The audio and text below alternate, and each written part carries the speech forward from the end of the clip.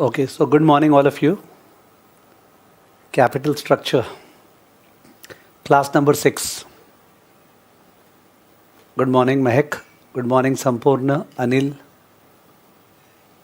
Khush, Bratalok, Rahul, Vinay, Sushmita, Neha. Good morning, all of you. Smriti. Okay. So this is the 6th class of capital structure. Last class हमने start किया था capital structure in practice, यानी कि real life में companies को जब funds raise करना है तो वो लोग फिर कैसे सोचते हैं. तो उस पर एक पोर्शन था ROI relationship, return on investment, return on equity. आपने डिस्कस किए थे अगर ROI इंटरेस्ट रेट से ज़्यादा होने वाला है, यानी डेट जिस इंटरेस्ट रेट पे उठाएंगे अगर ROI उससे ज़्यादा होने वाला है तो debt is good. ROI will be higher if you go for more and more debt. But अगर ROI कम होने वाला है इंटरेस्ट रेट से देन डेट इज़ बैड. फालतू में डेट को लेने से ROI गिर सकता है. फिर उसका एक इम्पॉर्टेंट सम किए थे अपने लेवरेज चैप्टर में जाके, ठीक है ना. उसके बाद अपने एंटर किए EBIT EPS रिलेशनशिप में कि जो शेयर प्राइस है वो P रेशियो इंटू EPS होता है. तो अपने को पैसा उस तरह से उठाना चाहिए जिससे शेयर प्राइस मैक्सिमाइज हो. P रेशियो रिस्क पे डिपेंडेंट है. अगर कंपनी ज़्यादा डेट उठाएगा तो P रेशियो गिरना चाहिए. बट ज़्यादातर क्वेश्चंस में P रेशियो के बारे में नहीं बोला हुआ है. इसका मतलब वो लोग साइलेंट है. तो अपने सम्स को EPS के बेसिस पे करते हैं, यानी कैसे पैसा उठाएंगे वैसे पैसा उठाएंगे जिससे EPS हाईएस्ट हो जाए. जबकि ये सही नहीं है. पैसा वैसे उठाएंगे जिससे शेयर प्राइस हाईएस्ट हो जाए. पर अगर P रेशियो के बारे में कुछ बोला नहीं है, कांस्टेंट है, तो उस केस में जिस ऑल्टरनेटिव में EPS हाईएस्ट होगा उसी में तो अपना क्या बोलते हैं शेयर प्राइस हाईएस्ट होगा ना. तो ये अपने डिस्कस किए थे. इस पे 2 तरह के सम्स होते हैं. एक टेबल टाइप सम बहुत ही आसान है, EBIT से EPS निकालना है 2-3 ऑल्टरनेटिव्स में. उसका एक सम मैंने किया था, 2 सम होमवर्क दिया था, बहुत ही आसान था. और मोर इम्पॉर्टेंट सम आज करने वाले हैं जो equation type sum indifference point. Okay, equation type sum indifference point का आज अपने सम्स करेंगे, ठीक है ना. Are you fine with me? कुछ पूछना है आप लोग को तो पूछ सकते हैं. किसी को कुछ पूछना है तो पूछ सकता है. सिलेबस कब कंप्लीट होगा प्लीज़ मत पूछिएगा. कितने बार अनाउंस हो चुका है. इसी वीक सैटरडे को अपना ये चैप्टर ख़त्म हो जाएगा और तब वर्चुअली FM हो गया. बिकॉज थियरी का अलग बात है, मैं क्लास शेयर कर दूंगा. थियरी के सहारे ऐसे भी FM होने वाला नहीं है. और जो इकोनॉमिक्स है उसका डाउट सॉल्विंग सेशंस होगा और मॉक टेस्ट भर भर के होंगे. होप आप लोग Q फोरम का मॉक टेस्ट के लिए अप्लाई कर दिए. ठीक है, तो आगे बढ़ते हैं फिर. तो उस केस में write down equation type sums लिख दीजिए. Equation type sums on EBIT-EPS. Okay, of course mixture भी होता है जहाँ इक्वेशन भी है और टेबल भी है, ठीक है ना. मिक्सचर भी होता है. अब डिस्कस कर रहे हैं, ध्यान दीजिएगा और ड्रॉ भी करना है आपको.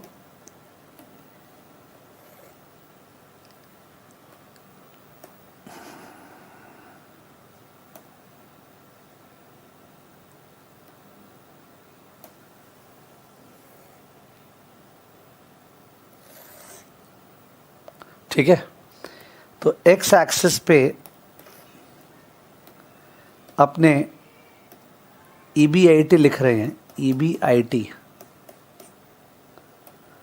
और वाई एक्सिस पे हम लोग EPS लिख रहे हैं क्योंकि अपने को स्टडी करना है EBIT EPS रिलेशनशिप. इन दोनों में रिलेशन पॉजिटिव है या नेगेटिव है? इन दोनों में relation is positive, upward sloping या नेगेटिव? EBIT के बढ़ने से EPS बढ़ेगा या गिरेगा? तो इन दोनों में रिलेशन पॉजिटिव, अपवर्ड स्लोपिंग या नेगेटिव है? ऑब्वियस है पॉजिटिव है. EBIT से ही तो EPS आ रहा है. EBIT बढ़ेगा तो EPS बढ़ेगा, पॉजिटिव है तो अपवर्ड स्लोपिंग बनने वाला है, अपवर्ड स्लोपिंग. अब अगर एक अनलीवर्ड फर्म है, अनलीवर्ड फर्म जिसमें कोई डेट नहीं है, कोई प्रेफरेंस नहीं है, एक अनलीवर्ड फर्म है जिसमें डेट और प्रेफरेंस दोनों ही नहीं है, तो उसका अगर EBIT 0 है यानी अपने ओरिजिन पे खड़े है, अगर उसका EBIT 0 है तो उसका EPS क्या होगा? अनलीवर्ड फर्म है, कोई डेट नहीं है, कोई प्रेफरेंस नहीं है, तो उसका EBIT अगर ज़ीरो है तो लेस इंटरेस्ट, इंटरेस्ट ज़ीरो है, PBT आ गया, ठीक है। पैट तो मल्टीप्लिकेटिव होता है, इंटू 1 - t, ठीक है, तो पैट भी ज़ीरो आया, EPS भी ज़ीरो आया। आप फील कर सकते हैं, अगर EBIT ज़ीरो तो EPS भी ज़ीरो, अनलीवर्ड फर्म के लिए EBIT ज़ीरो तो EPS भी ज़ीरो। तो अकॉर्डिंगली उसका जो ग्राफ बनेगा वो इस टाइप का ग्राफ है, हैव अ लुक, ठीक है। ये किसका हो गया, ये हो गया unlevered firm. I hope you are okay. इसका एंगल मत पूछना कि सर ये 45 डिग्री है क्या, नहीं, ये 45 डिग्री नहीं है, ठीक है, 45 डिग्री से मतलब नहीं है यहाँ पे। अब अगर एक लीवर्ड फर्म है, लीवर्ड फर्म जिसमें डेट है या प्रेफरेंस है, उसका अगर EBIT ज़ीरो होगा तब भी तो इंटरेस्ट देना पड़ेगा ना, या प्रेफरेंस डिविडेंड देना पड़ेगा, तो उस केस में EPS क्या होगा, पॉजिटिव या नेगेटिव या ज़ीरो। अगर एक लीवर्ड फर्म है और उसका EBIT ज़ीरो है तो उसका EPS क्या होगा, पॉजिटिव या नेगेटिव या ज़ीरो। Yes please. अगर एक लीवर्ड फर्म है और उसका EBIT ज़ीरो है तो उसका EPS क्या होगा, पॉजिटिव या नेगेटिव या zero. Obviously negative, because EBIT zero है, से इंटरेस्ट 50,000 है, तो ज़ीरो माइनस 50,000, PBT नेगेटिव आएगा माइनस 50,000, फिर पोस्ट टैक्स करेंगे तो EPS तो नेगेटिव ही आएगा, EPS नेगेटिव होगा। तो इसका मतलब उसका ग्राफ कहाँ से स्टार्ट करूँ, लीवर्ड फर्म का ग्राफ कहाँ से स्टार्ट करूँ, ये ऑरिजिन से स्टार्ट किया है, तो लीवर्ड फर्म का ग्राफ कहाँ से स्टार्ट करूँ मैं, ऊपर जाएगा वो तो क्लियर हो गया, बिकॉज EBIT और EPS में अपवर्ड स्लोपिंग रिलेशन है, कहाँ से स्टार्ट करूँ। ओके, तो सबने बोला सर नीचे से स्टार्ट कीजिए, एकदम करेक्ट बोला आपने, नीचे से स्टार्ट कीजिए, तो मैं नीचे से स्टार्ट कर रहा हूँ। तो अकॉर्डिंगली जो ग्राफ है वो ऐसा है, this is the graph, this is the graph. Sir आपने Y एक्सिस के टच नहीं करवाया यार, वो मैंने नीचे टाना नहीं, वो काम का नहीं है, वो जो लेफ्ट पार्ट है, तो वो सब बात मत करना कि सर आपने Y एक्सिस को टच नहीं कराया, क्या वो टच होगा क्या, हाँ टच होगा, ठीक है ना, फोकस ऑन दिस। तो ये ग्राफ है लीवर्ड फर्म के लिए, this is for the levered firm.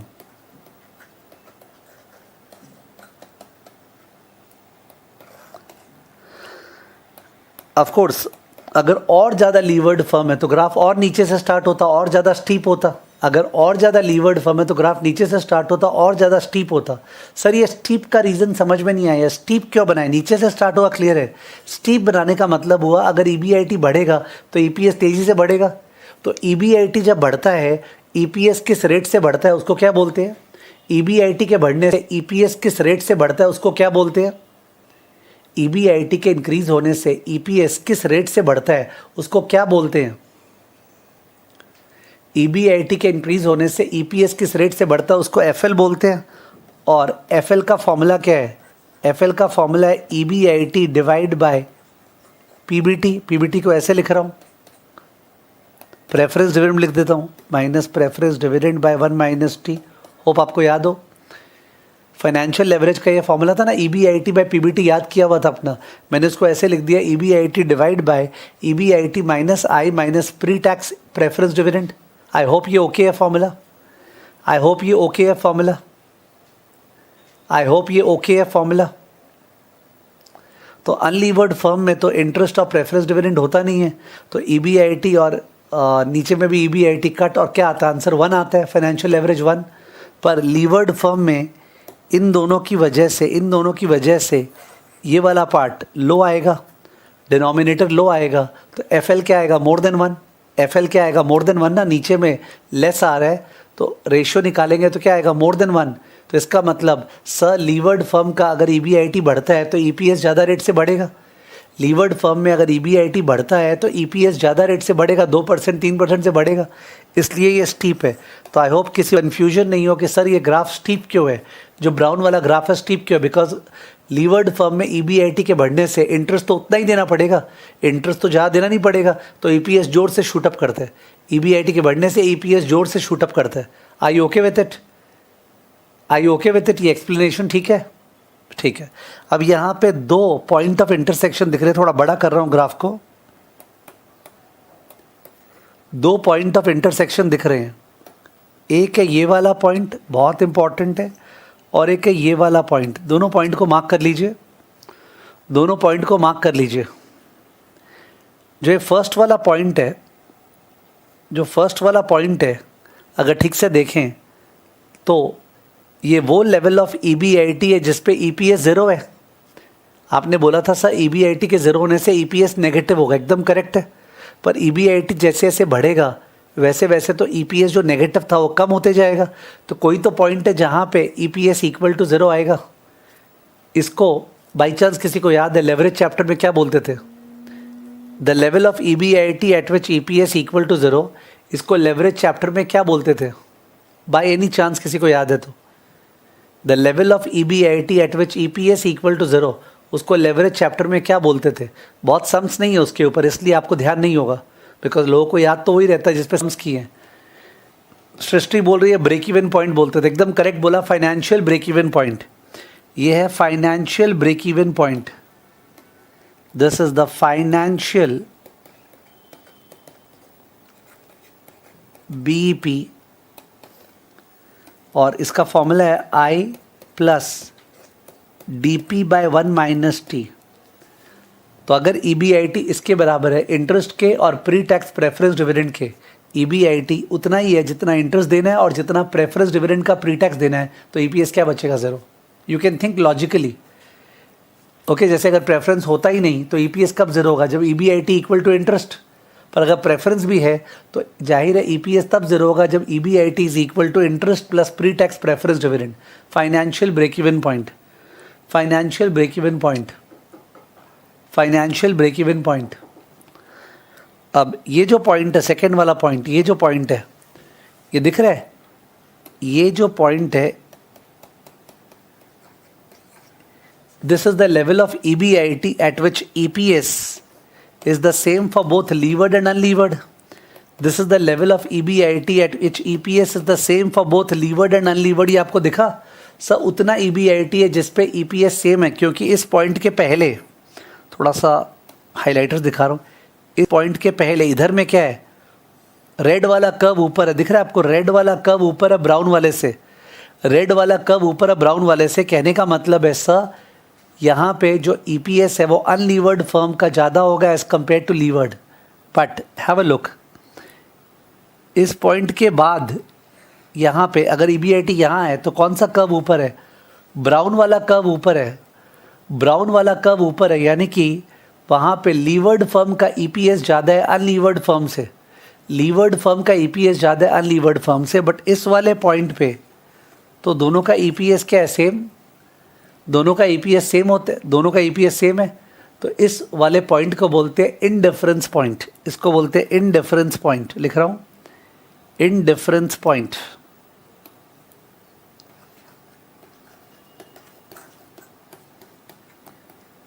अपने इनडिफरेंस पॉइंट को मार्क करेंगे EBIT स्टार से।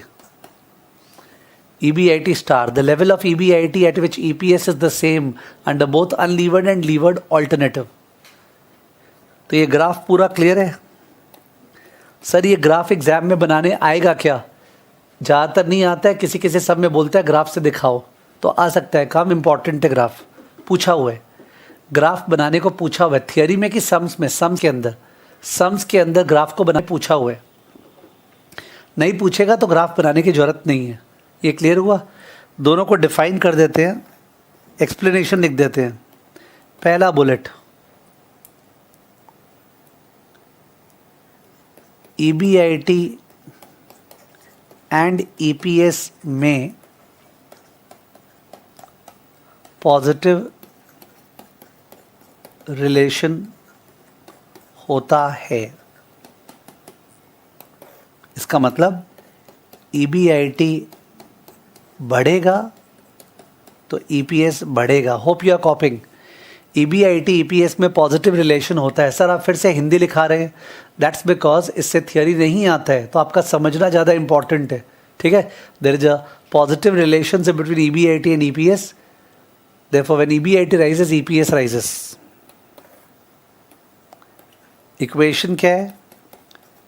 EPS equal to EBIT minus I into 1 minus T minus preference dividend by number of shares सबको पता है, ऐसा कोई नया चीज़ नहीं लिखा है। EBIT में से इंटरेस्ट लेस करेंगे, पोस्ट टैक्स करेंगे, प्रेफरेंस डिविडेंड लेस करेंगे, वो नाटेश पाफेश आएगा। पाफेश profit available equity share holders या फिर equity earnings divide by number of equity shares.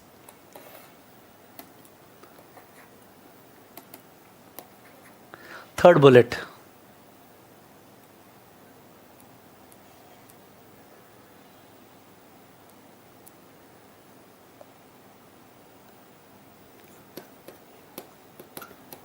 financial break-even point is that level of EBIT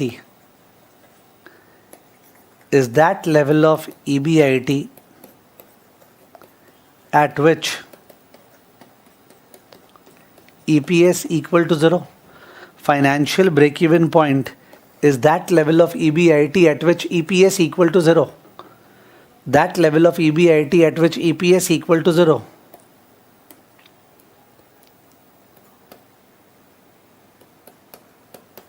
तो financial BEP equal to interest plus preference dividend का प्री टैक्स अमाउंट, इतना कमाएंगे तो EPS 0 हो जाएगा। Financial BEP, ज़्यादातर प्रेफरेंस डिविडेंड होगा नहीं, तो आप समझें financial break even point is the interest expense. वैसे break even point lower the better होता है कि higher the better?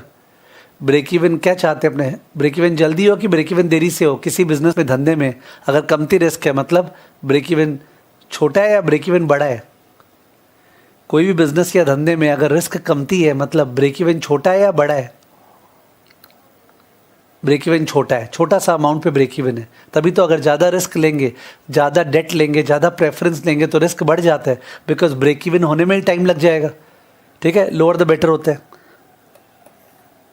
Next bullet,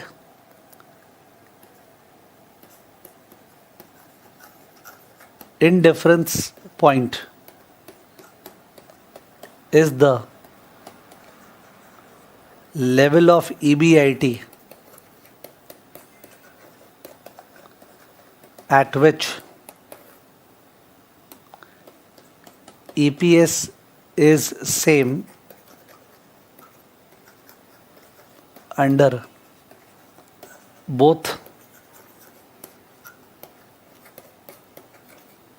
alternatives. Level of EBIT at which EPS is same under both alternatives.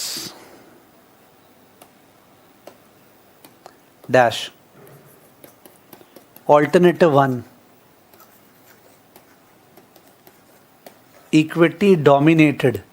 तो मैंने unlevered नहीं लिखा, मैंने लिखा इक्विटी डोमिनेटेड, क्योंकि क्या होता है, फर्म जो है इसमें कमती डेट रेस करेगा, ज़्यादा इक्विटी रेस करेगा, तो मैं उसको इक्विटी डोमिनेटेड बोल रहा हूँ। Alternative 2,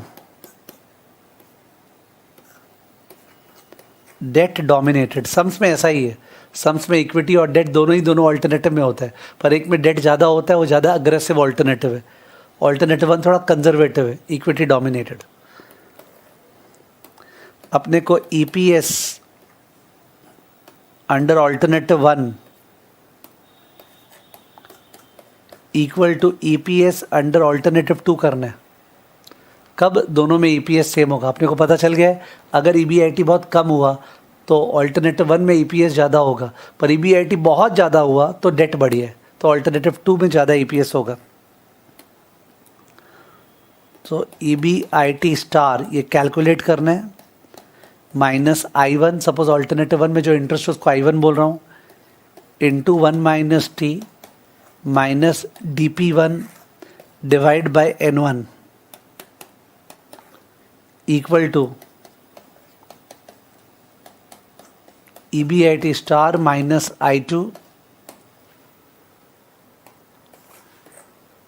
the whole into 1 minus T minus DP2 the whole divide by N2। समझ में आया होगा ना? सम्स में जो दिया रहेगा कि ऑल्टरनेटिव 1 में कितना इक्विटी रेस करना है तो नंबर ऑफ शेयर्स निकल जाएगा, कितना डेट तो उससे इंटरेस्ट निकल जाएगा, कितना प्रेफरेंस तो प्रेफरेंस डिविडेंड निकल जाएगा, और ऑल्टरनेटिव 2 में कितना इक्विटी N2 आ गया, कितना डेट इंटरेस्ट आ गया, कितना प्रेफरेंस DP2 आ गया। अब इस इक्वेशन में क्या चीज़ को सॉल्व करना है? इस इक्वेशन से क्या चीज़ को सॉल्व करके निकालना है? सॉल्व फॉर, यस प्लीज़, इस इक्वेशन में सब कट कुटा के क्या चीज़ को सॉल्व करके निकालना है? इस इक्वेशन में क्या चीज़ को solve for EBIT star, correct है, सॉल्व फॉर EBIT स्टार। तो सॉल्व करेंगे तभी तो हेडिंग था इक्वेशन टाइप सम, क्योंकि इक्वेशन को सॉल्व करना है। सॉल्व फॉर EBIT स्टार, ठीक है। कंक्लूजन सम में कंक्लूजन क्या होगा? इफ प्रोजेक्टेड EBIT, अगर कंपनी का जो एक्सपेक्टेड EBIT है वो लेस देन EBIT स्टार, ज़्यादा नहीं कमाने वाले हो, तो थियरी वाइज बोलो, अगर ज़्यादा नहीं कमाने वाले हैं तो क्या बढ़िया, डेट या इक्विटी? अगर ज़्यादा नहीं अर्न करने वाले हैं तो क्या बढ़िया, डेट या इक्विटी? इफ प्रोजेक्टेड, सॉरी मैं प्रोजेक्टेड EBIT लिखना भूल गया। If projected EBIT less than EBIT star, projected EBIT होगा।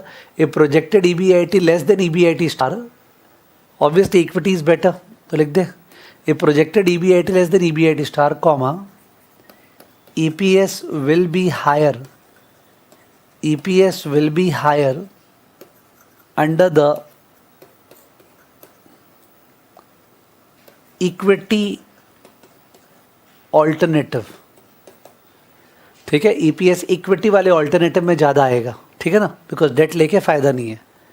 और ठीक उल्टा, if projected EBIT greater than EBIT star, बहुत जोर से कमाने वाले हैं, रास्ता एकदम साफ है, रास्ते में कोई कुछ नहीं है और लॉकडाउन का एनवायरनमेंट चल रहा है, मतलब एकदम तेज़ी से चला सकते हैं, तो आप गाड़ी को ज़्यादा गियर में चलाएंगे ना। A projected EBIT greater than EBIT star, comma EPS will be higher under debt alternative, under debt alternative. If projected EBIT greater than EBIT star, EPS will be higher under debt alternative. ठीक है, तो पक्का हो गया, perfect है।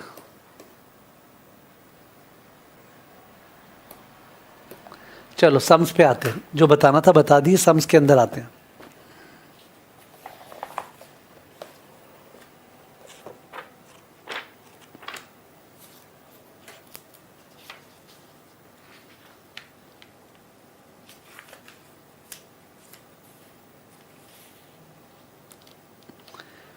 Page number 197, question number 1, page number 197, question number 1,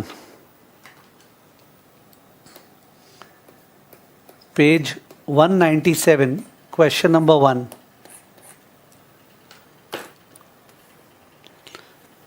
question देख रहे हैं, Ganesha Limited is setting up a project with an outlay of 60 lakhs. It has two alternatives in financing. Number 1, 100% equity finance by issuing equity shares of 10 each. तो जाहिर है 60 lakh divided bye 10, 6 lakh N1 हो गया, 60 lakh divided bye 10, 6 lakh N1 हो गया और interest zero है, preference भी ज़ीरो है। Alternative 2, debt equity ratio of 2:1। इसका मतलब 60 लाख में से 40 लाख का डेट, 20 लाख का equity, 2:1। Issuing shares of 10 each, तो 20 lakh divided bye 10, 2 lakh N2 हो गया, 20 lakh divided bye 10, 2 lakh N2 हो गया, और डेट 40 लाख का है। The rate of interest payable on debt is 18%। तो इंटरेस्ट क्या आया डेट पे? डेट पे I2 क्या आया? I2 इंटरेस्ट क्या आया डेट पे? इंटरेस्ट क्या आया डेट पे? डेट पे इंटरेस्ट 18% है, तो इंटरेस्ट का अमाउंट क्या आ रहा है सेकेंड ऑल्टरनेटिव में? तो इंटरेस्ट का अमाउंट आ रहा है 72,000, 72,000। It is 18% of 40 lakh, 72,000। 7.2 lakhs आ रहा है क्या? सॉरी, 7,20,000 आ रहा है, 7,20,000। ओके, 40 लाख का 18%, 7,20,000, सॉरी। टैक्स रेट 40% है। Calculate in difference point between the two alternative methods of financing. In difference point निकालना है, कहाँ पे EPS दोनों में सेम होगा। सॉल्व करें, सॉल्व कर रहे हैं।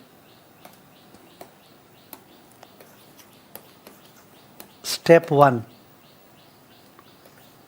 calculation of interest and N under both alternatives. Interest निकाल रहे हैं और नंबर ऑफ शेयर्स निकाल रहे हैं under both alternatives. Alternative 1, 100% equity. Therefore, N1 60 lakhs divided by 10, 6 lakh. I1 equal to 0. तो 6 लाख नंबर ऑफ शेयर्स है और इंटरेस्ट 0 है. प्रेफरेंस तो जाहिर है ही नहीं, फालतू का नहीं लिख रहा हूँ. Alternative 2, debt equity ratio 2:1. Therefore, debt 2/3 of 60 lakhs, 40 lakhs. I2 18% of 40 lakhs, 7.2 lakhs. N2 equal to 1/3 of 60 lakhs, divide by 10, 2 lakhs.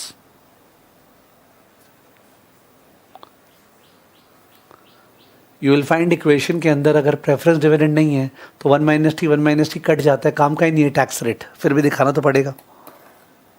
Step 2,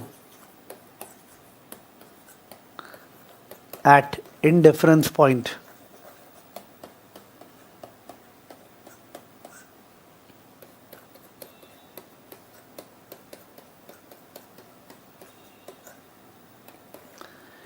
EPS 1 equal to EPS 2.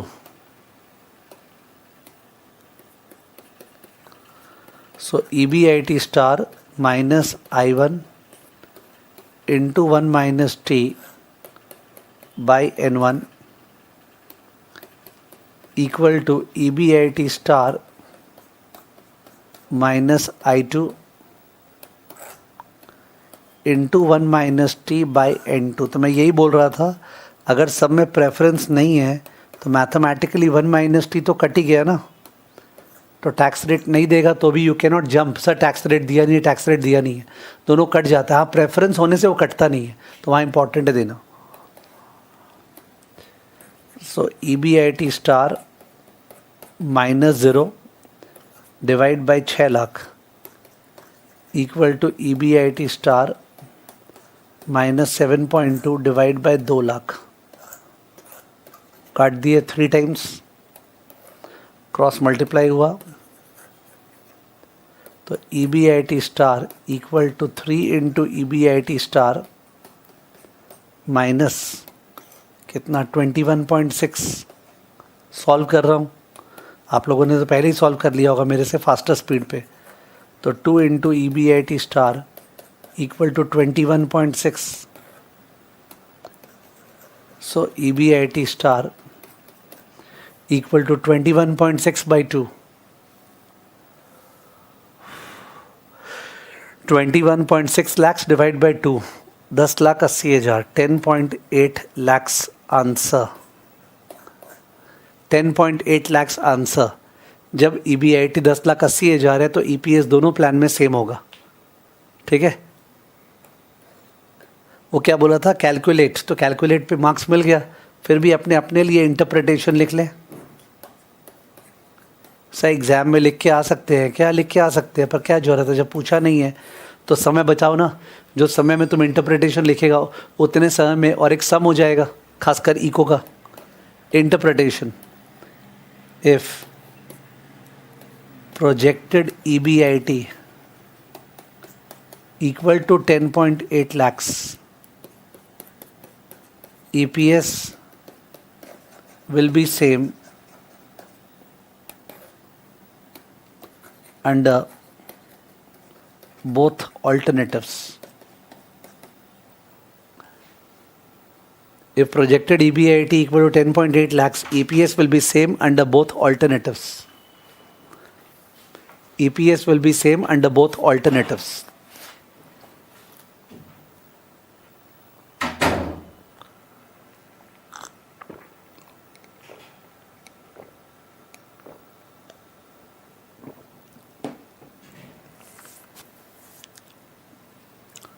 ठीक है, तो बहुत ही आसान क्वेश्चन है, देख लिया होगा आपने।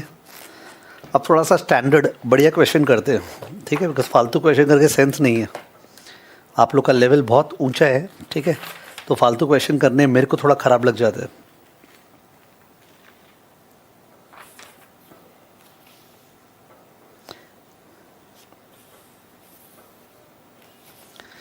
Page number 226, question number 8. Page number 226, question number 8.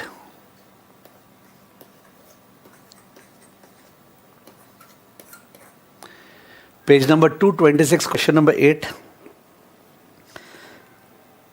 The following figures of Theta Limited are presented as under.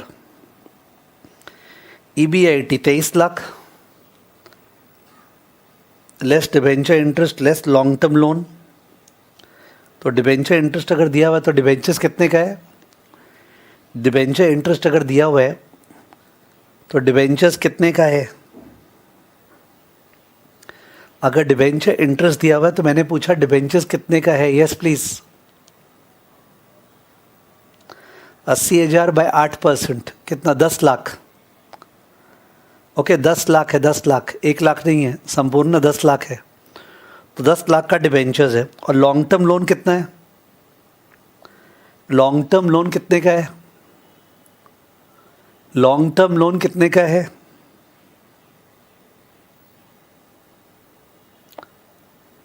Long term loan 20 lakh है। तो इंटरेस्ट डिबेंचर अपना 10 लाख का है, लॉन्ग टर्म लोन 20 लाख का है, ठीक है। तो बैलेंस शीट का लायबिलिटी साइड को इमेजिन करते जाओ।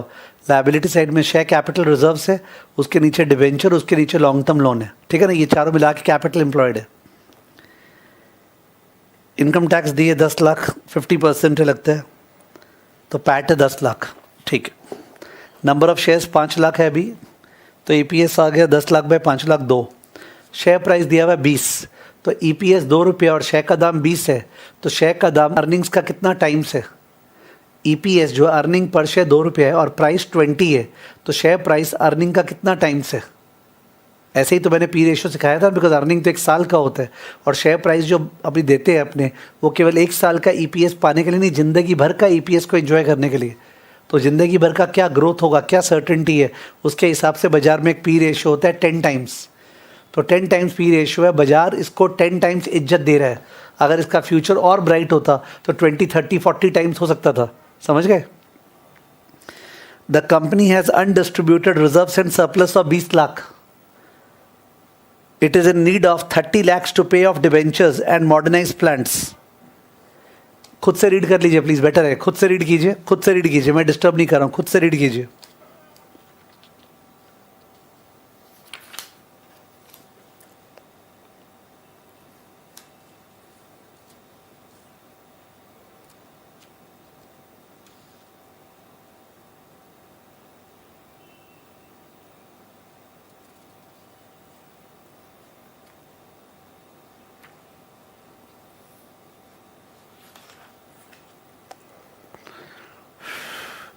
तो एक चीज बताइएगा, इन लोग को रेस कितना करना है? रेस कितना करना है? रेस बाजार से कितना पैसा उठाना है? यस प्लीज, बाजार से कितना पैसा उठाना है प्लीज बताइएगा।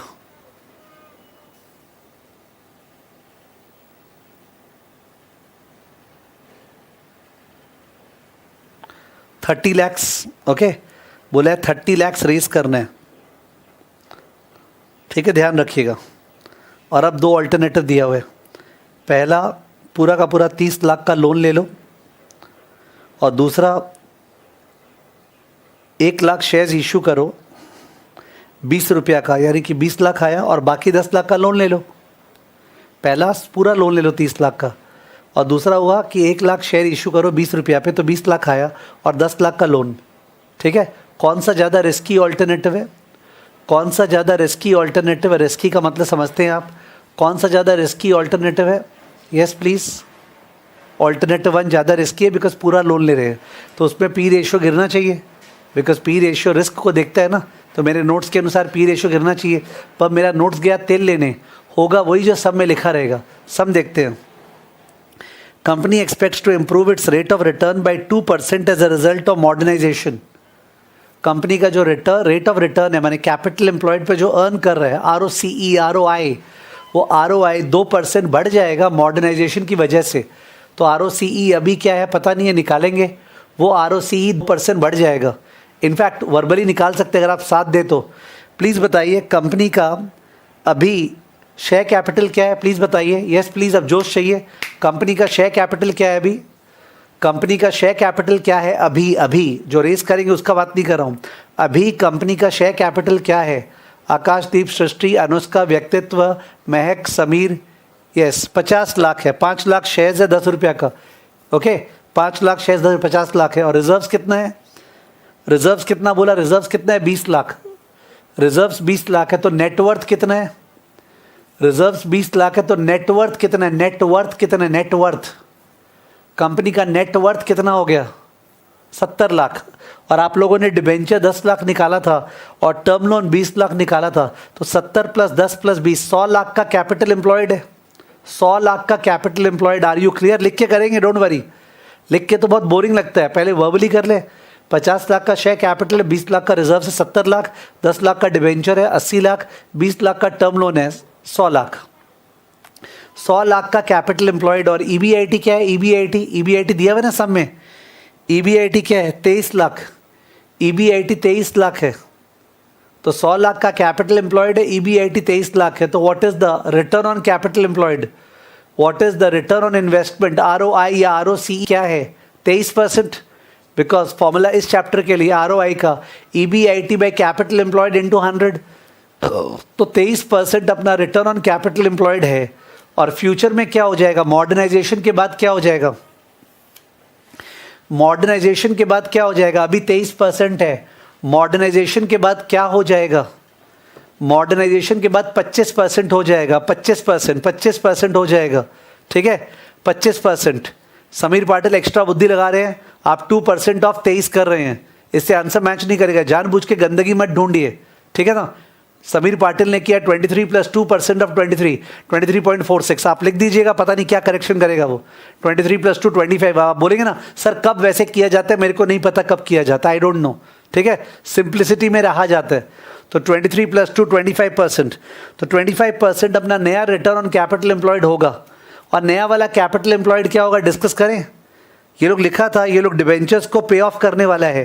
तो अभी 100 लाख का जो कैपिटल एम्प्लॉयड है उस पर 10 लाख का डिबेंचर्स है, तो 10 लाख का तो डिबेंचर्स को पे ऑफ कर देगा, तो बचा 90 लाख।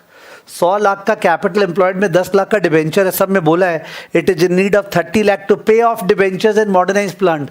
तो 10 लाख का डिबेंचर गया, बचा 90 और 30 लाख रेस करेगा। तो 90 + 30 120, 100 - 10 + 30, 100 - 10 + 30, 120 लाख नया वाला कैपिटल एम्प्लॉयड। 120 लाख का 25% क्या हुआ? 120 लाख का 25% क्या हुआ? 120 लाख का 25% क्या हुआ? 120 लाख का 25% 30 लाख। तो 30 लाख अपना EBIT होगा। मॉडर्नाइजेशन के बाद 30 लाख अपना EBIT होगा। The ability to do sums verbally या विथ स्क्रैचिंग रफ में इज़ वेरी गुड। जब कोई स्टूडेंट बाद में कंप्लेन करता है सर इतना सारा सम्स है, हम कैसे रिवाइज करेंगे 1 डे बिफोर द एग्जाम। तो नंबर 1 तो सम्स को मार्क करना पड़ता है, जिनको आपको देखना है मैं ही मार्क कराती जाता हूँ, इंपॉर्टेंट। नंबर 2 सम्स को वर्बली करना पड़ता है, वर्बली रफ वर्क में। हर बार सजा के नहीं कर सकते, खासकर FM पेपर में जहाँ पे प्रेजेंटेशन का कोई स्थान नहीं है। तो कोई बोलता है इतना सम से कैसे रिवाइज करेंगे। Develop the ability to do sums verbally and on calci and on rough work. ठीक है, ये वाला क्वेश्चन बहुत सारे जन पूछने वाले हैं बाद में एग्जाम के टाइम पे, how to revise so many sums are there. ठीक है, तो 30 लाख का EBIT अपना होगा। आगे पढ़ रहा हूं। The company expects to improve the rate of return by 2% as a result of modernization, but P ratio is likely to go down to 8 if the entire amount is raised as term loan. तो P ratio गिर जाएगा अगर पूरा term loan लेंगे, वो तो मैंने बोला ही था। अगर पूरा का पूरा लोन लेंगे तो रिस्क बहुत बढ़ गया ना, और पी रेशियो गिरता है अगर रिस्क बढ़ जाता है। ये नोट्स पे लिखाया हुआ है लास्ट के। तो पी रेशियो अभी 10 टाइम्स है, 8 टाइम्स हो जाएगा। पी रेशियो जो 10 टाइम्स है 8 टाइम्स हो जाएगा। कौन से ऑल्टरनेटिव में? ऑल्टरनेटिव 1 में पी रेशियो जो 10 टाइम्स है वो 8 टाइम्स हो जाएगा। ठीक है। महक अनेजा बोल रहे हैं सर 30 लाख का रिक्वायरमेंट है तो 20 लाख का रिजर्व है, उसको यूज कर लेंगे तो लोन की रिक्वायरमेंट 10 लाख क्यों नहीं हुई? सर बता दो प्लीज, बता दो प्लीज। तो ऐसे बोला जैसे 25 बार क्वेश्चन पूछ चुका और ये 26वें बार पूछा है, तो इसलिए बोला बता दो प्लीज। बिकॉज कोई अगर नहीं बताते ना तो फिर बोलना पड़ता है ना बता दो प्लीज। तो उनका क्वेश्चन है 20 लाख का रिजर्व पड़ा हुआ है और 30 लाख इनको चाहिए, ओके, रेस करना है, तो इनको 10 लाख ही तो रेस करना चाहिए। इसमें दो जवाब है, दो जवाब। पहला जवाब है जो रिजर्व एंड सरप्लस है, जो रिजर्व एंड सरप्लस है वो कैश के फॉर्म में पड़ा नहीं रहता है। रिजर्व एंड सरप्लस कैश के फॉर्म में पड़ा नहीं रहता है। रिजर्व एंड सरप्लस कहीं ना कहीं लगाया हुआ रहता है। रिजर्व एंड सरप्लस जो बैलेंस शीट की लायबिलिटी साइड में है वो एसेट साइड में कहीं ना कहीं लगा रहता है। वो कैश इन हैंड के फॉर्म में रहता नहीं है, वो कहीं ना कहीं लगा हुआ रहता है, कोई इन्वेस्टमेंट में, कोई प्रोजेक्ट में। ठीक है। वो तो केवल बताना चाह रहा था हमारे पास रिजर्व एंड सरप्लस है। आज तक का अर्निंग जो हमने डिस्ट्रीब्यूट नहीं किया डिविडेंड के फॉर्म में, तो reserve and surplus does not represent cash in hand. Okay, reserve and surplus is not cash in hand. Every company जो भी रिजर्व्स है वो डिप्लॉयड रहता है ऑलरेडी, वो पैसा हाथ में नहीं है। ठीक है। तो महक आपने जो सब बता दो प्लीज, उसका जवाब मिल गया होगा। Reserve and surplus is not cash in hand. तो पूरा का पूरा 30 लाख जो रेस करना है सब में लिखा है। तो एक तो समीर पाटिल ने 23 + 2% किया, ठीक है, वो गलत था। और एक इस तरह सोचना कि 30 - 20 केवल 10 रेस करेंगे, वो गलत था सोचना। फिर पहला वाला, advise the company on the financial plan to be selected. पहला part, advise the company on the plan to be selected. तो प्लीज बताइए इसमें जो एडवाइस करना है कंपनी को वो ईपीएस के बेसिस पे करना है या प्राइस के बेसिस पे करना है? इसमें जो कंपनी को एडवाइस करना है वो ईपीएस के बेसिस पे करना है या शेयर प्राइस के बेसिस पे? कंपनी को जो एडवाइस करना है वो ईपीएस के बेसिस पे करना है या शेयर प्राइस के? नोट्स के अनुसार शेयर प्राइस के। शेयर प्राइस बाप है, ठीक है ना, ईपीएस नहीं। ईपीएस तो तब यूज करते हैं अगर पी रेशियो साइलेंट है, बिकॉज तब जिस ऑल्टरनेटिव में ईपीएस ज्यादा होगा उस पर शेयर प्राइस ज्यादा होगा। पर यहां पे क्या होगा, अगर ऑल्टरनेटिव 1 टर्म लोन में ईपीएस ज्यादा हुआ भी तो पी रेशियो तो कम है। अगर ऑल्टरनेटिव 1 में ईपीएस ज्यादा आया ऑल्टरनेटिव 2 से, पर पी रेशियो कम है, तो शेयर प्राइस ऑल्टरनेटिव 1 में कम हो सकता है। तो प्राइस के बेसिस पे, इसलिए इंपॉर्टेंट सम है, you should mark it as important. केवल 2 सम्स मिलेगा ऐसा जिनमें पी रेशियो को छुआ है, ये एक सम आप कैसे छोड़ सकते हैं इसको? You should mark it as important. ठीक है। Second part, if it is assumed that there will be no change in P ratio. अब सम चेंज हो गया, बोल रहा मान लो पी रेशियो चेंज नहीं होगा, यानी ईपीएस बाप बन गया। Would your advice still hold good? तो बोला आपने जो एडवाइस दिया पार्ट 1 में, क्या वो स्टिल होल्ड गुड? चेक करेंगे, बिकॉज सेकेंड पार्ट में एडवाइस ईपीएस के बेसिस पे होगा और फर्स्ट पार्ट में एडवाइस शेयर प्राइस के बेसिस पे होगा। फर्स्ट पार्ट में प्राइस के बेसिस पे, सेकेंड पार्ट पे ईपीएस के बेसिस पे। तो क्या सेकेंड वाला एडवाइस वही होगा जो फर्स्ट पार्ट का है? वो डिपेंड करता है नंबर्स पे। ठीक है, तो देखेंगे अपने। चलिए तो स्टार्ट करें सॉल्यूशन। सॉल्यूशन स्टार्ट करें। Step 1,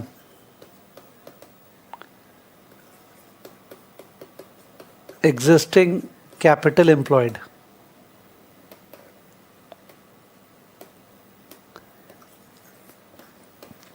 Equity share capital,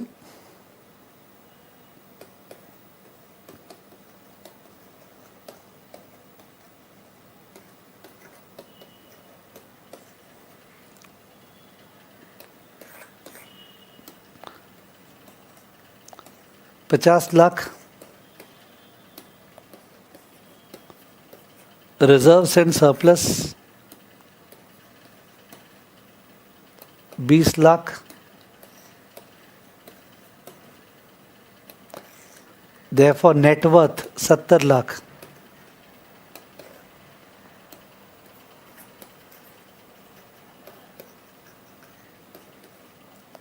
debentures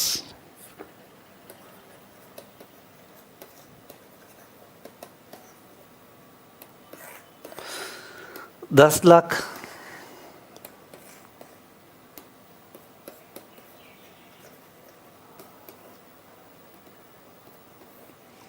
term loan,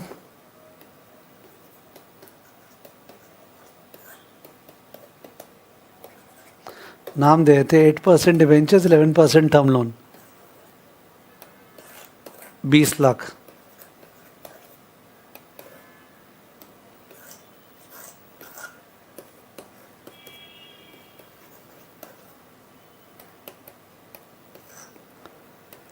sir इस तरह से अच्छे से दिखाना पड़ेगा कि हम लोग तो वर्बली निकाल लिए, एकदम दिखाना पड़ेगा वरना मार्क्स काटेगा।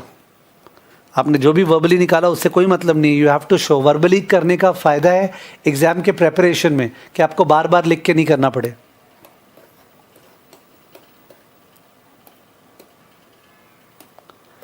स्टेप 2,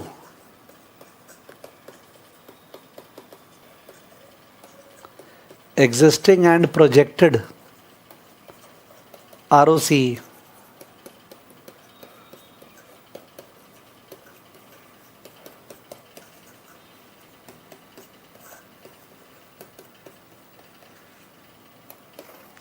तो existing ROCE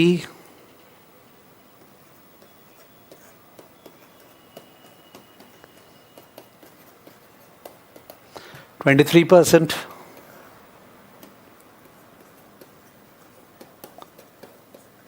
projected ROCE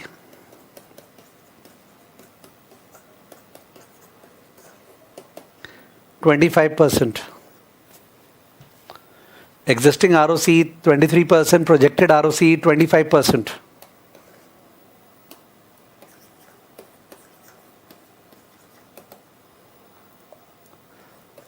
Projected capital employed and projected EBIT. Projected capital employed and projected EBIT.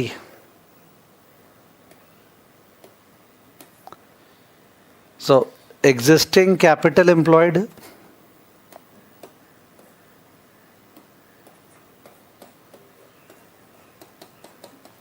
सौ lakh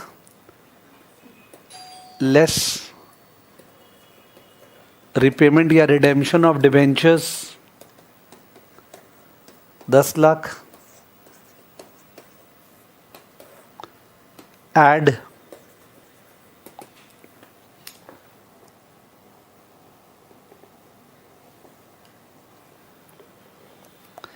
fresh funds raised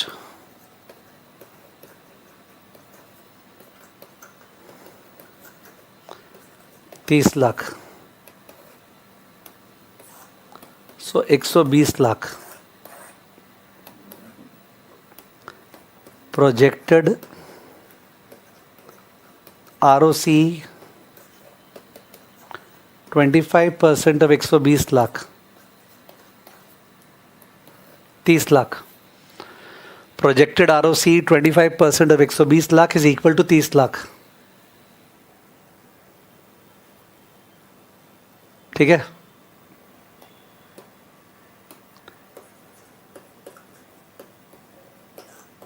step 4,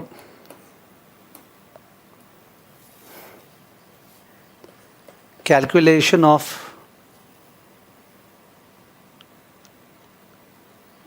क्या हुआ, क्या पूछ रहे राघव बंसल? कुछ मिस हो गया क्या मेरे से? ये एग्जिस्टिंग कैपिटल एम्प्लॉयड था। वो बोल रहे हैं यहाँ पे प्रोजेक्टेड कैपिटल एम्प्लॉयड नहीं लिखना था क्या? बाप रे बाप, सॉरी, ये लिखना था। कॉमा फुल स्टॉप थोड़ी चल रहा है। राघव बंसल बोल रहे हैं कि सर यहाँ 120 लाख के बगल में प्रोजेक्टेड कैपिटल एम्प्लॉयड नहीं लिखना था क्या?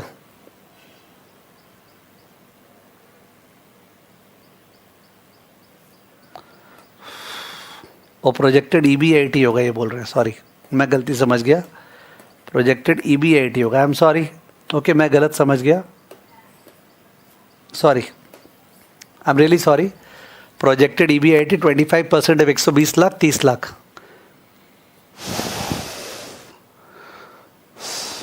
ठीक है। Step 4, calculation of interest and number of shares under each alternative.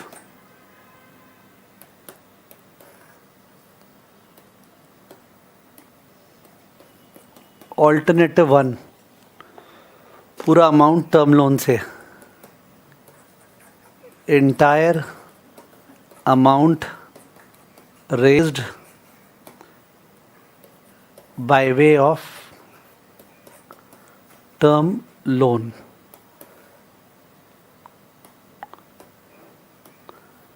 So interest on existing term loan 2,20,000 दिया हुआ है, add interest on fresh term loan bracket, क्या रेट है इंटरेस्ट का? 12%, 12% ऑफ 30 lakhs,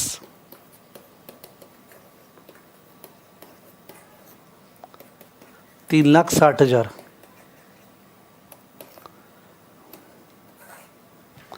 डिबेंचर तो अब है नहीं, तो मैंने एग्जिस्टिंग टर्म लोन का इंटरेस्ट लिया है और एडिशनल टर्म लोन का इंटरेस्ट लिया है। 2,20,000 plus 3,60,000 equal to what? 5,80,000।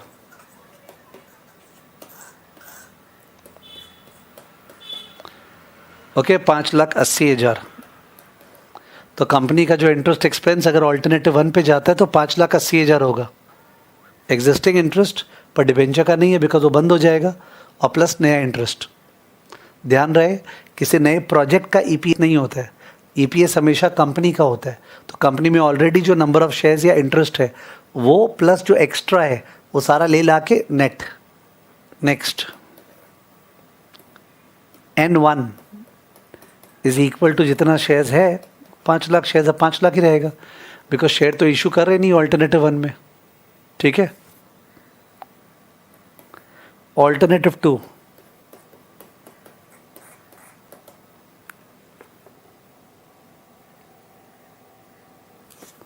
Alternative two में N2 equal to 5 lakh plus 2 lakh, 5 lakh shares है और 2 लाख और इशू कर रहे हैं तो 7 लाख शेयर्स हो जाएगा।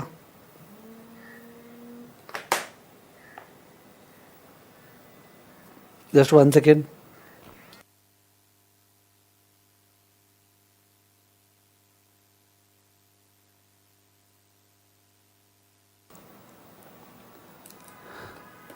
अब जो I2 है वो I2 क्या होगा? जो एग्जिस्टिंग था इंटरेस्ट 2,20,000, जस्ट 1 सेकेंड,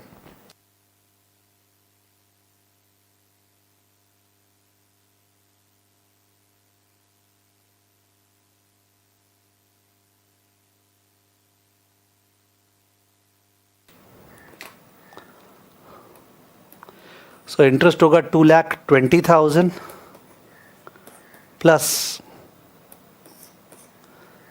क्या परसेंट? 12% ही ना, हाँ 12% ऑफ 10 lakhs, 12% ऑफ 10 lakhs।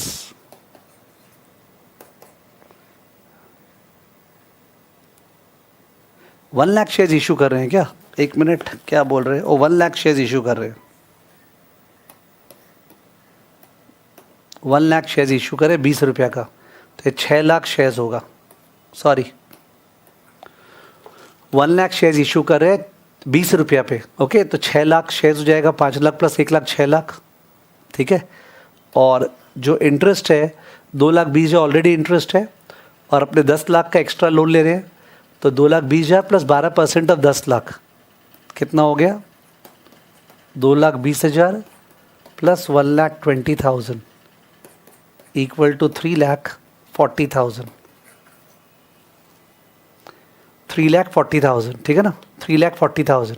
तो इंटरेस्ट और नंबर ऑफ शेयर्स निकाल लिया। हमेशा ऐसे सम्स में इंटरेस्ट और नंबर ऑफ शेयर्स निकाल लिया करो, ठीक है, बिफोर वो सब पे जाओगे। ठीक है ना, हो गया।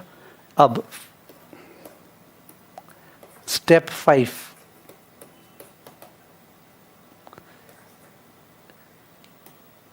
Calculation of share price, calculation of share price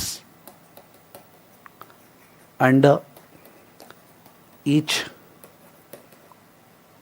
alternative, calculation of share price under each alternative। अब टेबल वाइज निकालेंगे calculation of share price under each alternative. तो ये फर्स्ट पार्ट टेबल वाइज हो गया, particulars alternative 1, alternative 2,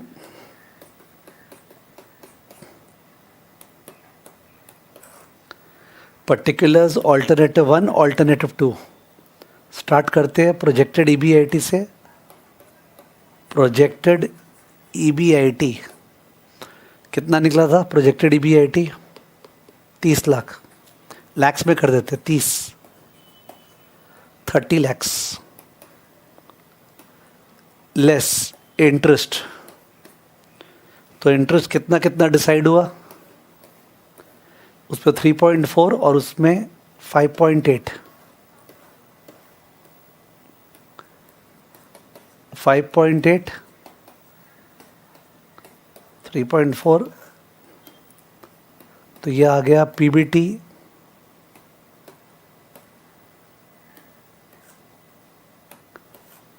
this is 24.2, this is 26.6।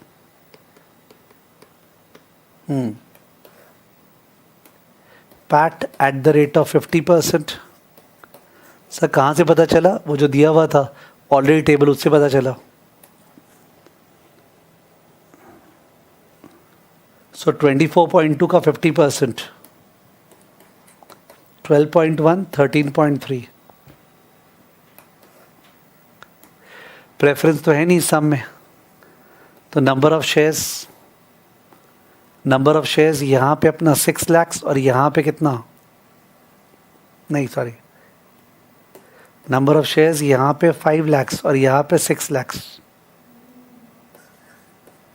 EPS तो 12.1 divide by 5 क्या आ रहा है? 12.1 डिवाइडेड बाय 5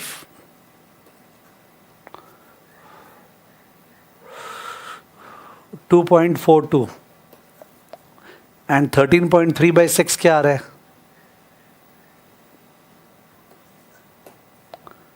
2.22। तो आपको देखा ईपीएस वाइज ऑल्टरनेटिव 1 बढ़िया है,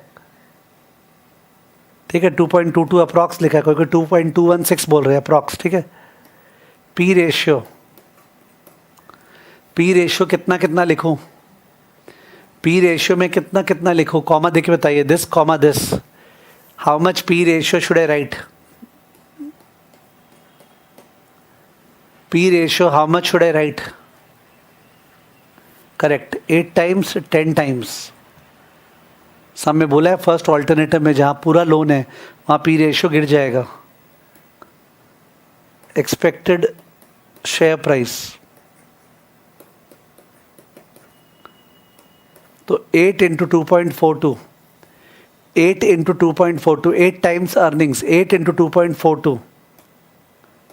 इट विल बी अनफॉर्चुनेट, किसी को इसके लिए फॉर्मूला चाहिए तो, फिर भी मेरे को पता है बहुत सारे किसी को लोग मौजूद हैं, तो आई हैव टू, बट मैंने कभी ज़िंदगी में इसको फॉर्मूला नहीं माना। 8 इंटू 2.42 कितना? 19.36 और वहाँ पे हो गया 22.2। तो इवन दो ऑल्टरनेटिव 1 में ईपीएस हायर आया, 2.42 आया 2.22 के बजाय, बट पी रेशियो गिर गया तो शेयर प्राइस लोअर आया। तो जाहिर है डिसीजन तो इसके बेसिस पे होगा ना,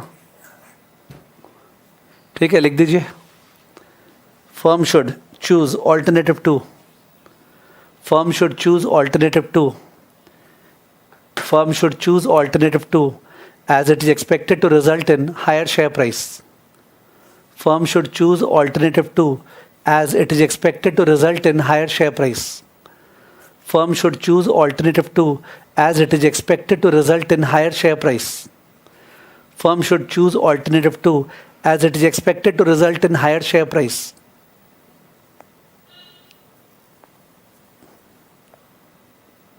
ठीक है। सेकेंड पार्ट बोला था मान लो पी रेशियो सेम रहेगा तो क्या आपका आंसर चेंज होगा? यस, तब तो हम लोग उस पर जाएंगे जिसका ईपीएस हाईएस्ट है। तो लिख दो second part, yes our advice will change, yes our advice will change, yes our advice will change, full stop. Firm should choose alternative 1, firm should choose alternative 1 as it is expected to result in higher EPS. Firm should choose alternative 1 as it is expected to result in higher EPS. Firm should choose alternative 1 as it is expected to result in higher EPS. Firm should choose alternative 1 as it is expected to result in higher EPS. Expected to result in higher EPS. Very good question. Okay, mark कर लीजिएगा. अब किसी को बहुत ही आसान लगा हो तो कुछ कर नहीं सकते हैं, बट अच्छा क्वेश्चन है, is what I am saying.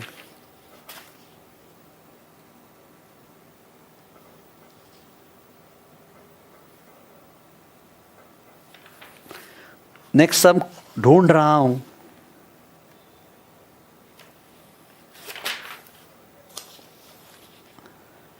Next sum इससे सिमिलर सम दिख रहा है, शायद इसको वर्बली करके होमवर्क पे देंगे. कोई कुछ पूछ रहा है, चिरायु कुछ पूछ रहे हैं. चिरायु ने बोला, sir if the firm raises whole amount by loan then it might put a positive impact on the market, so shouldn't its P ratio rise as compare to raising funds by equity. So what do you mean to say? Should we advise the institute to change the sum this way? Should we advise the firm the institute that sum wrong है, आप सम को change कीजिए? Chirayu, there is no sense in saying this. There are tens and thousands of things which can be said by Hoshiari. Hoshiari deke we could say that a firm should introspect, raising some amount of preference dividend, preference capital also. So Chirayu अपना नाम चाहते हैं कि आप लोग को पता चले कुछ और थिंकिंग है इसका, तो बोलना चाह रहे सर पैकिंग ऑर्डर थियरी में आपने बोला था, नहीं पता नहीं स्टैटिक रेट ऑफ थियरी में, कि डेट रेज करने से okay debt raise pecking order theory में पहले रिटेन अर्निंग यूज़ करते हैं, फिर डेट यूज़ करते हैं, फिर इक्विटी यूज़ करते हैं. तो डेट को प्रेफर करना इसलिए लॉजिकल था कि डेट को रेज करने से पॉजिटिव सिग्नल बाजार में जाता है और उससे शेयर प्राइस बढ़ना चाहिए. तो चिरायु बोल रहे sir don't you think this should happen? तो मैं चिरायु से पूछ रहा हूँ, सो what do you think I should do? So what do you think I should do? Chirayu बताइए. आपने बोला है कि सर पूरा अमाउंट डेट रेज करने से पॉजिटिव सिग्नल जाएगा, तो फर्म को क्या ऐसा नहीं करना चाहिए? तो मैं क्या करूँ अभी इसका, मैं क्या करूं? ये सब चीज़ें वो होती है जो पर्सनल लेवल पे टेलीग्राम पे शेयर की जाती है सर से, कि सर इस सब में मेरे को ऐसा लगा, क्या ये थॉट प्रोसेस सही है ना? हाँ चिराई, वही what you were generally asking, that is something that you should put on Telegram to me personally, कि sir this is something which I thought, am I thinking in the correct direction from a real life point of view rather than exam point of view. ठीक है, तो but it is not something which you should write in the text, because you know it is of track discussion. ठीक है, okay. और भी कुछ? महक कुछ बोलना चाहते हैं? समीर पाटिल कुछ बोलना चाहते हैं? मन में सारे विचारों का आना गुड है और आप मेरे से शेयर कर सकते हैं टेलीग्राम पे या क्यू फोरम पे. ठीक है, और लिखते हुए कि sir exam point of view से नहीं पूछ रहा हूँ, मैं generally practical life point of view से पूछ रहा हूँ. तो प्रैक्टिकल लाइफ में packing order theory hold good करता है क्या? किसने बोला? प्रैक्टिकल लाइफ में क्या होल्ड गुड करता है? वो समझ के ही तो जिसने सम कंस्ट्रक्ट किया उसने लिखा है कि पी रेशियो विल फॉल. तो अगर उसने लिखा है तो लिखा है, इसका मतलब वो मान रहा है कि बाजार को डर लगेगा, पॉजिटिव सिग्नल नहीं नेगेटिव सिग्नल होगा, बाजार को डर लगेगा डेट की वजह से और पी रेशियो गिरेगा. ये उस बाजार में, जिस बाजार में ये सम कंस्ट्रक्ट हुआ है. ठीक है, किसी और बाजार में हो सकता है आपका पॉइंट ऑफ व्यू वैलिड होगा. ठीक है, सो आई वाज सेइंग, तो I was saying that question number 10 पे एक बार आते हैं. क्वेश्चन नंबर 10 शायद वर्बली करने वाले अपने, क्वेश्चन नंबर 10 शायद वर्बली करने वाले, आप लोग रीड कर लीजिए प्लीज. क्वेश्चन नंबर 10 को आप लोग रीड कर लीजिए प्लीज, वर्बली करने वाले. मेरे को सिमिलर सम लग रहा है, रीड कर लीजिए प्लीज.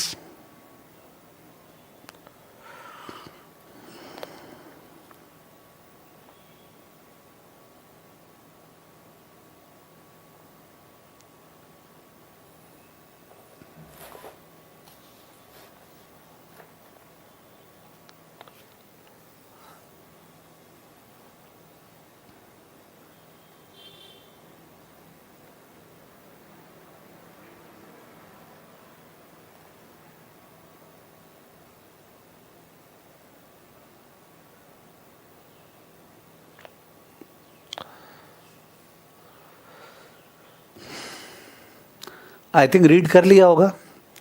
तो इस सब में क्या बोला है? अगर अपना वेट ऑफ अगर अपना debt by debt plus equity, तो debt divide by debt plus equity मतलब वेट ऑफ डेट अगर 40% से ऊपर हो गया तो P ratio will fall to 8 times.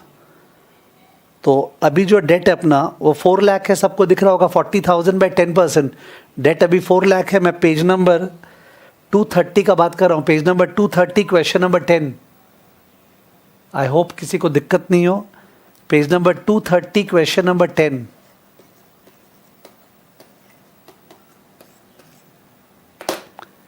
Page number 230 question number 10 इस सम की बात कर रहा था।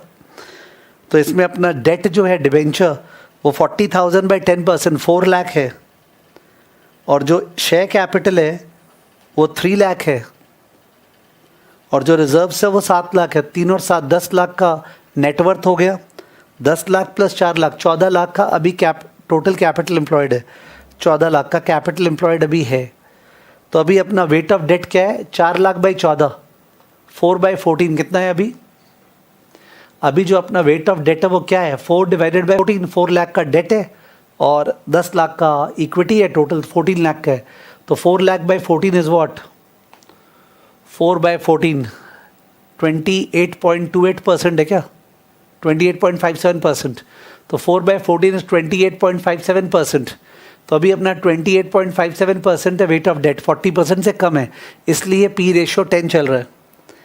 अब इन लोग का विचार है ऑल्टरनेटिव 1 में कि पूरा अमाउंट डेट से रेस करें। वो जो रेस करना है ना 4 लाख, वो डेट से रेस करें, तब तो अपना टोटल 18 लाख का कैपिटल एम्प्लॉयड हो जाएगा। 18 लाख और उस पर 8 लाख का डेट होगा। What is 8 by 18? What is 8 by 18? What is 8 by 18? अगर ऑल्टरनेटिव 1 में जाते तो पूरा 4 लाख रेस करेंगे डेट से, तो 8 लाख बाई 18 44.44%। तो it is exceeding 40%। It is exceeding 40%, यानी P ratio will fall to 8। P ratio will fall to what? 8। ठीक है ना।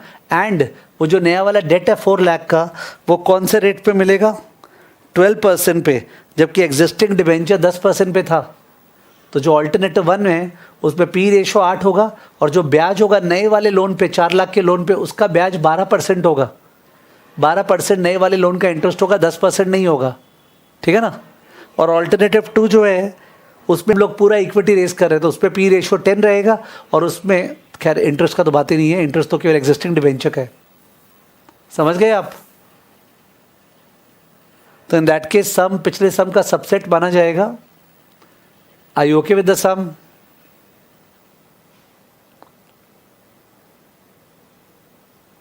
ओके। सम को सॉल्व करते समय एग्जाम में सिंस 1 एंड 2 दिए ना, 1 एंड 2, तो आप टेबल वाइज 1 एंड 2 का एक साथ मत कीजिएगा। फर्स्ट पार्ट पे पी प्राइस अलग निकालिएगा, फिर सेकेंड पार्ट पे प्राइस अलग निकालिएगा, माने 2 बार टेबल बनाइएगा। एक बार रिपीट कर दूं, सिंस अब में पार्ट 1 में ऑल्टरनेटिव 1 का प्राइस निकालने बोला और पार्ट 2 में ऑल्टरनेटिव 2 का, तो एग्जाम में एक साथ 3 कॉलम मत बनाइएगा। आप वर्किंग कीजिए स्टेप 1, स्टेप 2, स्टेप 3, उसके बाद ऑल्टरनेटिव 1 में आप प्राइस अलग से निकालिए और ऑल्टरनेटिव 2 में प्राइस अलग से निकालिए टेबल से, माने दोनों ऑल्टरनेटिव को एक साथ मिंगल मत कीजिए। Is it okay? बिकॉज अलग अलग मार्क्स है 1 और 2। ठीक है, तो होमवर्क मार्क कर लेंगे आप। तो मेरी याददाश्त के अनुसार यही 2 सम्स है जिनमें पी रेशो का ऐसे है, और सम दोनों सेम ही माने जाएंगे वैसे।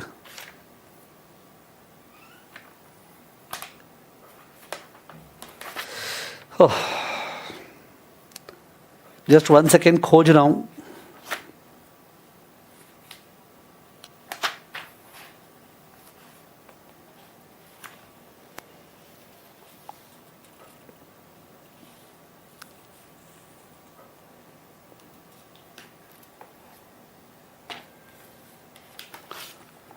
ओके, लिखिएगा। Okay, Sakshi Mehta, she's saying, sir, equity that will be raised will be at market share price. Yes, market share price. एक बार back to that sum, साक्षी का एक डाउट है। तो क्वेश्चन नंबर 10 में जो शेयर प्राइस था, वो शेयर प्राइस क्या था? 10 इंटू 4 40 था। देखिए प्लीज, क्वेश्चन नंबर 10 में जो शेयर प्राइस था 40 था, आप लोग को दिखा?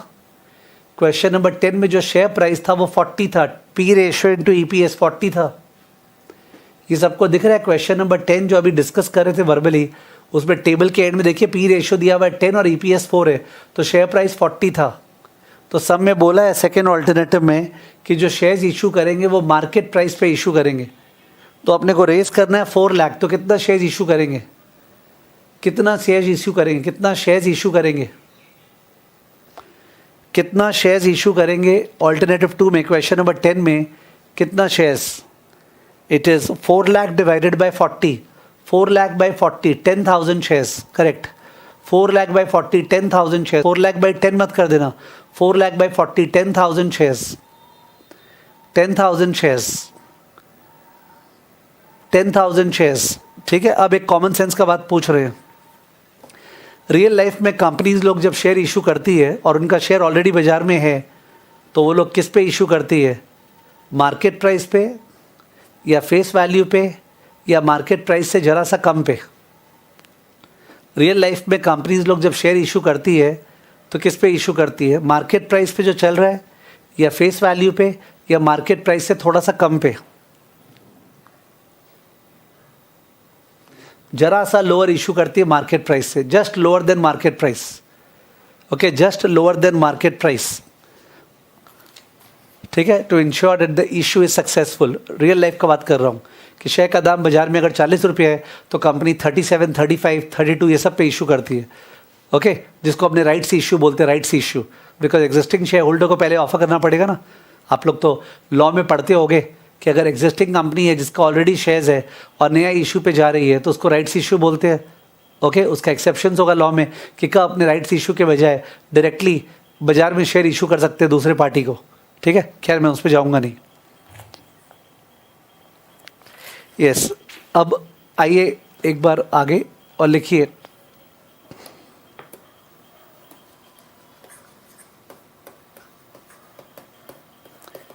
स्पेशल टाइप ऑफ चोमो ऑब्लिक स्टूपिड सम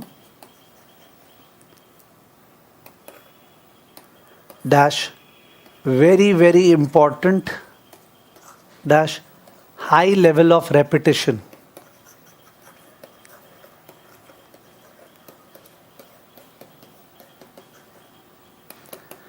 तो you may be surprised that sir चोमू सम है, फिर भी वेरी वेरी इंपॉर्टेंट। क्या करें, इंपॉर्टेंस का एक और पैरामीटर होता है, वो होता है कितना ज़्यादा आता है एग्जाम में। एक होता है कॉन्सेप्चुअल, जैसे ये पिछला सम कॉन्सेप्चुअल था, और एक होता है सम कितना रिपीट होता है। तो ये चोमू सम है जो रिपीट बहुत बार होता है।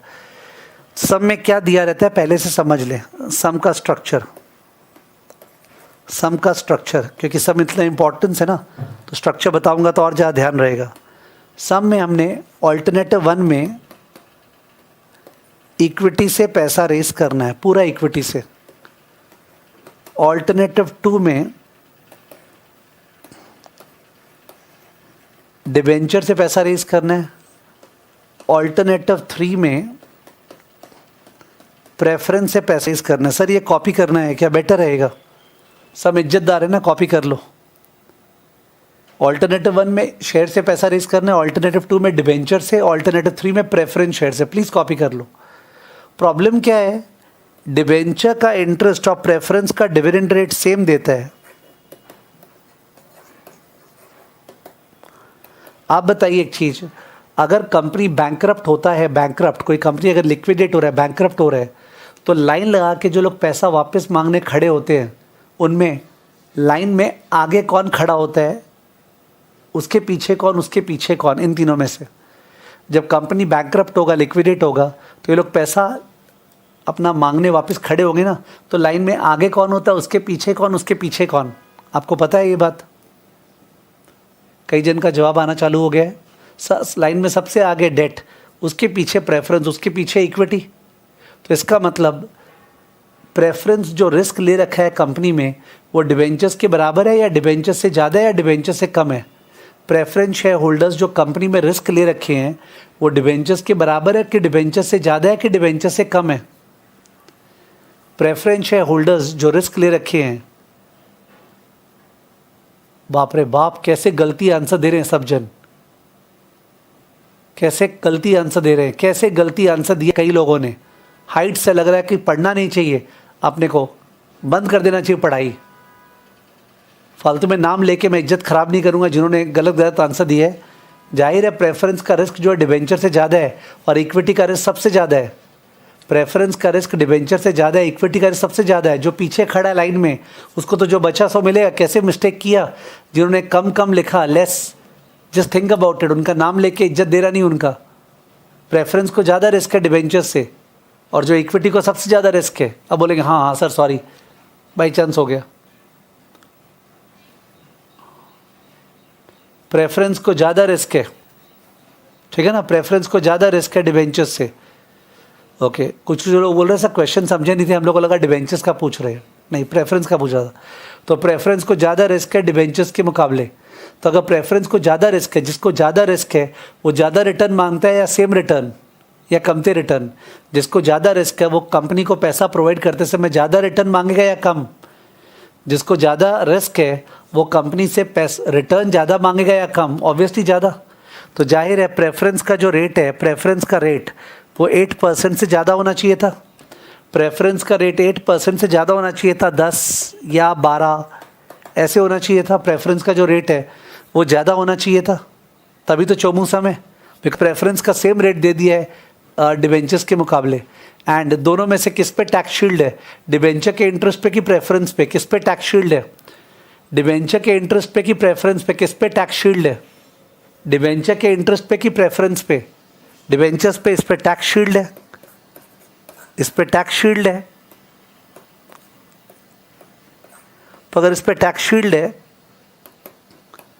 तो जाहिर है ऑल्टरनेटिव 2 और 3 में कौन सा बेटर ऑल्टरनेटिव है? अगर ऑल्टरनेटिव 2 में टैक्स शील्ड है तो ऑल्टरनेटिव 1 को भूल जाओ। मैं बोल रहा हूँ ऑल्टरनेटिव 2 और 3 में, ऑल्टरनेटिव 2 और 3 में कौन सा बेटर ऑल्टरनेटिव है? ऑल्टरनेटिव 2 हमेशा, ऑल्टरनेटिव 2 हमेशा बेटर ऑल्टरनेटिव है। ऑल्टरनेटिव 3 के मुकाबले ऑल्टरनेटिव 2 हमेशा बेटर ऑल्टरनेटिव है, हमेशा बेटर ऑल्टरनेटिव है, ठीक है। यानी कि जो इनडिफरेंस पॉइंट का बात करते हैं ना, इनडिफरेंस पॉइंट, वो इन दोनों के बीच में इनडिफरेंस हो ही नहीं सकता है। Indifference not possible. इनडिफरेंस तब होता है ना जब कुछ केसेस में मैं तुमसे बढ़िया हूं, कुछ केसेस में तुम मेरे से बढ़िया हो, पर यहां तो डिबेंचर हमेशा ही प्रेफरेंस से बढ़िया है। Therefore, that alternative will always dominate preference alternative in this type of Chomu sum। तो सम का कंस्ट्रक्शन इंट्रिंसिकली गड़बड़ है। सम का जो कंस्ट्रक्शन है वो इंट्रिंसिकली गड़बड़ है। कोई फाइट नहीं दिया। ऑल्टरनेटिव 2 और 3 में कोई फाइट नहीं पैदा किया, फाइट नहीं किया। ऑल्टरनेटिव 2 क्लियरली बढ़िया होगा तो अजीब हो जाता, थोड़ा बढ़िया सम कर सकते थे। इसको 10 या 12% देते ऑल्टरनेटिव 3 को, तो फाइट तो होता 2 और 3 के बीच में, पर यह फाइट का गुंजाइश ही हटा दिया। मेरे को खराब लगता है हमेशा। I feel frustrated teaching this sum. Of course alternative 1 और 2 के बीच में इनडिफरेंस पॉइंट होगा।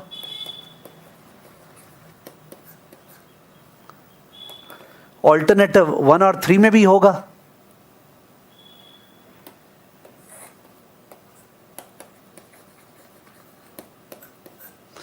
वन और 2 के बीच में होगा, 1 और 3 के बीच में होगा। पर 3 से मतलब ही क्या है? 3 तो गया गुजरा है।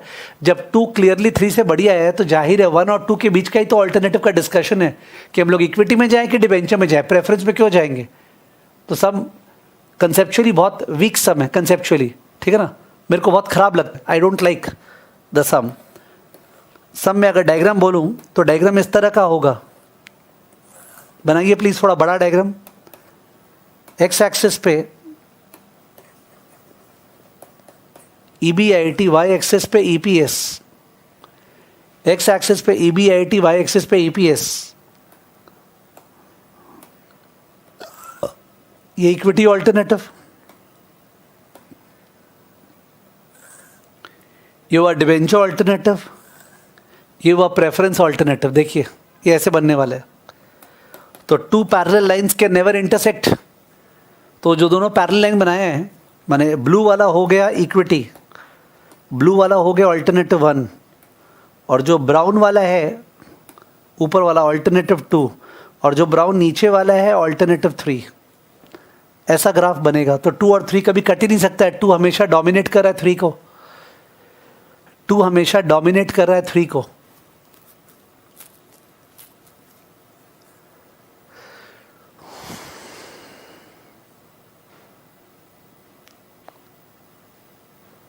इतना भूमिका का रिक्वायरमेंट नहीं था, सब में डायरेक्टली जा सकते थे, बट सब इतना इंपॉर्टेंट है ना, तो मेरे को लगा मैं ऑलरेडी भूमिका दूंगा तो आप सब को मैच्योरिटी से पकड़ पाएंगे। बिकॉज कोई गलत चीज़ गंदी चीज़ है कंसेप्चुअली, तो पहले समझने से अपने क्या है कंसेप्ट वाइज क्लियर रहते कि यार ठीक है ऐसे कर रहे हैं नौटंकी ये लोग, ठीक है ना, सम के अंदर चल रहे हैं।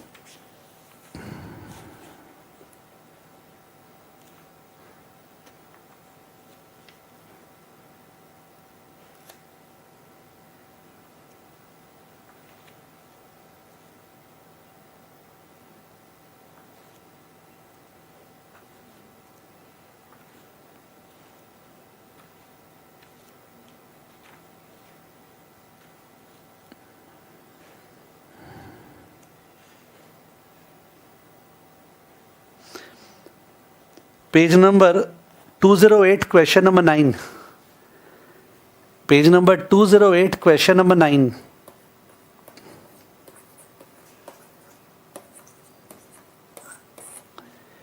Page 208 question number 9।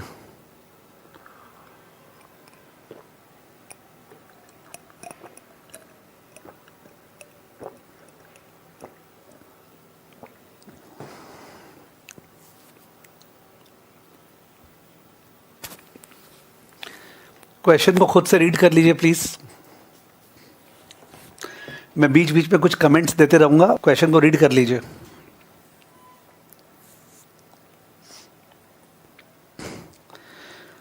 तो देखा आपको प्रपोजल पी पूरा इक्विटी रेस करना है, प्रपोजल क्यू आधा इक्विटी आधा डेट, प्रपोजल आर आधा इक्विटी आधा प्रेफरेंस। तो बेसिकली प्रपोजल क्यू जो है उसमें डेट आ गया, प्रपोजल आर में प्रेफरेंस आ गया।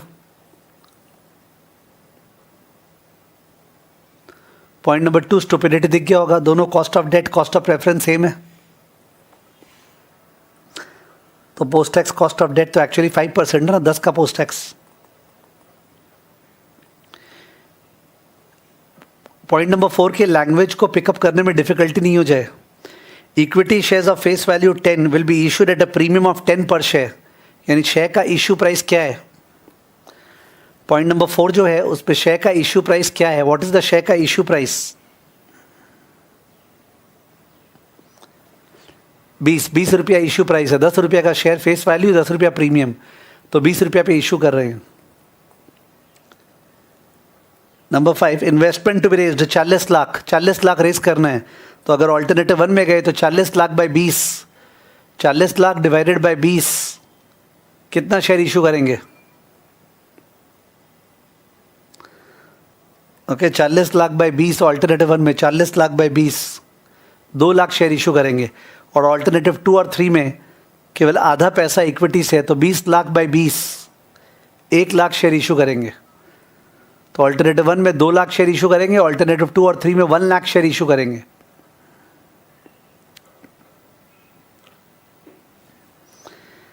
EBIT दिया हुआ 18 लाख होगा। From the above proposals, management wants to take your advice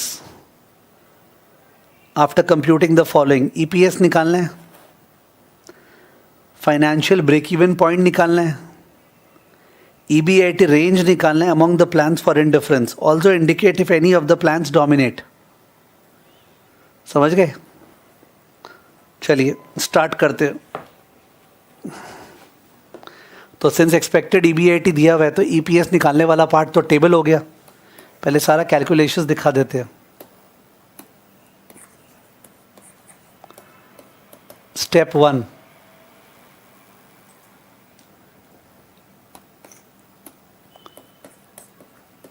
interest comma preference dividend and N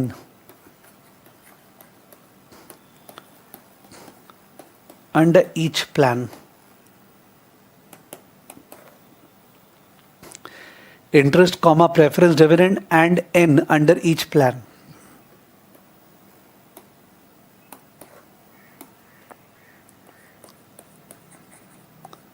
Plan P. Interest 0, I1 0, DP1 0,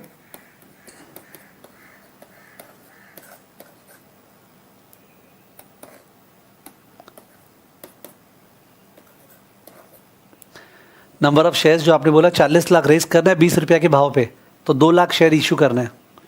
interest कुछ नहीं है, प्रेफरेंस कुछ नहीं है, अभी एग्जिस्टिंग भी कुछ नहीं है. ध्यान रखिए, जब भी इंटरेस्ट और प्रेफरेंस लिखते हैं नंबर ऑफ शेयर, तो एग्जिस्टिंग और जो नया रेस करे दोनों मिला के लिखते हैं, पर एग्जिस्टिंग तो कुछ दिया ही नहीं है.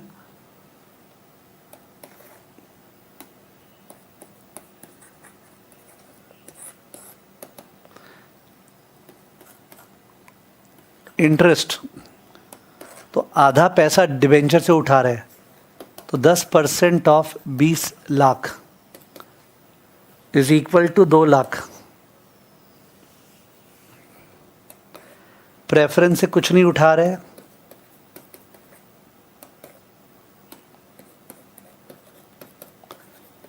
$20 lakh by 20, 1 lakh share issue कर रहे हैं. 40 लाख उठाना था, आधा इक्विटी से आधा डिबेंचर से.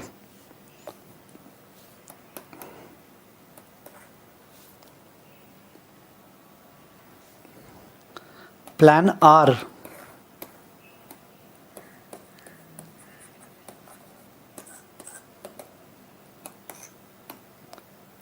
Interest 0, preference dividend 10% off 20 lakh,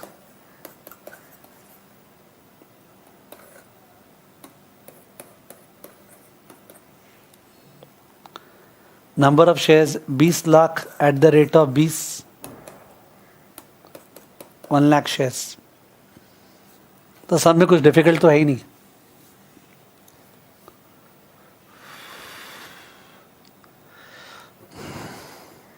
step 2,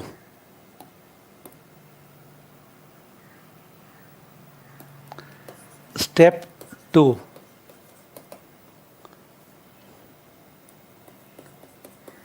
EPS under each plan. तीनों प्लान में EPS निकालने बोला है, बहुत ही आसान एक्सरसाइज है.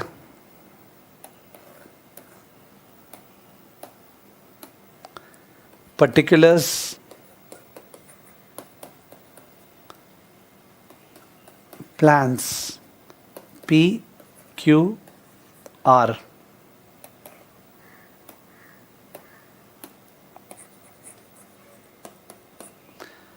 EBIT क्या दिया हुआ था? 18 लाख रुपीज इन लैक्स चल रहा है. लेस इंटरेस्ट केवल प्लान क्यू में है 2 लाख.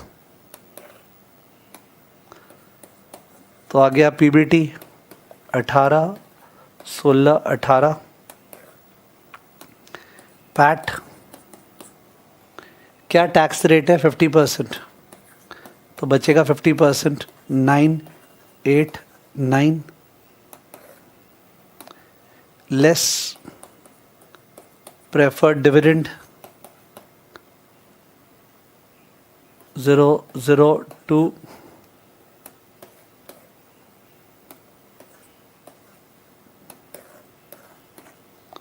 तो ये आ गया इक्विटी अर्निंग्स, या आप लोग बोलते हैं इसको पाफेश.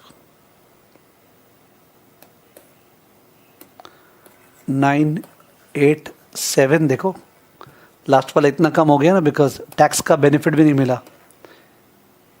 Number of equity shares 2 lakh, 1 lakh, 1 lakh. EPS 4.587. तो जो प्रोजेक्टेड EBIT दिया हुआ था 18 लाख, उस पर ये हाल होगा. सबसे बेस्ट प्लान 2 लग रहा है प्रोजेक्टेड EBIT पे.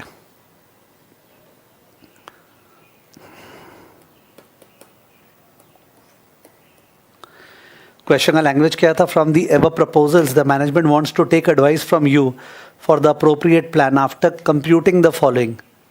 तो लास्ट में एडवाइस है पहले तीनों चीज़ कंप्यूट करना है। तो हम लोग ईपीएस तो निकाल लिए, ईपीएस वाइज सबसे बेस्ट यही वाला आ रहा है।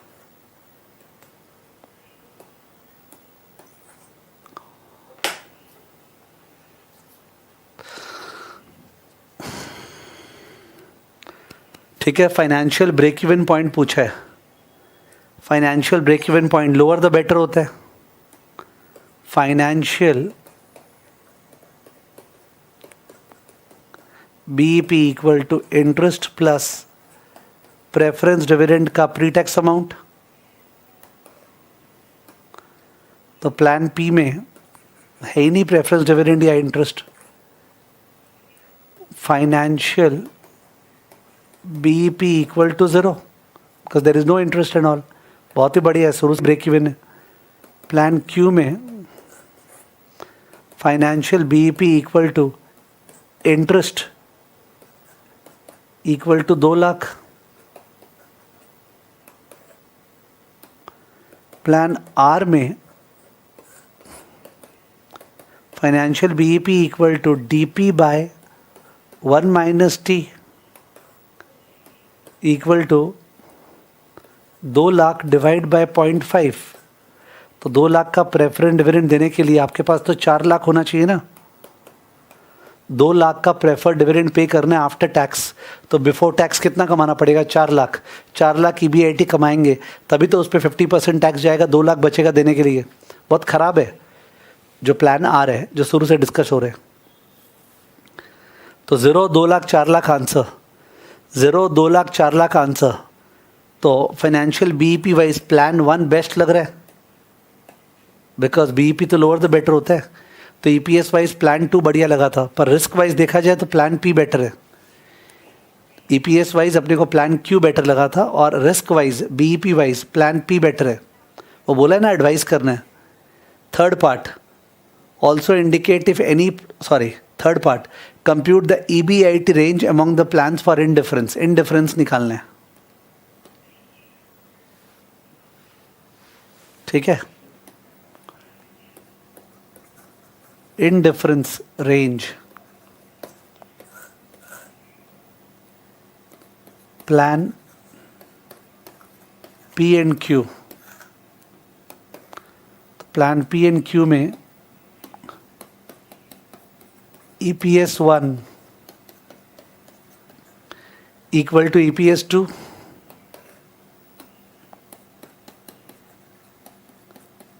तो EBIT star minus I1 into 1 minus T, preferred dividend है नहीं, बाय N1। प्लान 2 में भी प्रेफर्ड डिविडेंड नहीं है, equal to EBIT star minus I2 into 1 minus T divide by N2।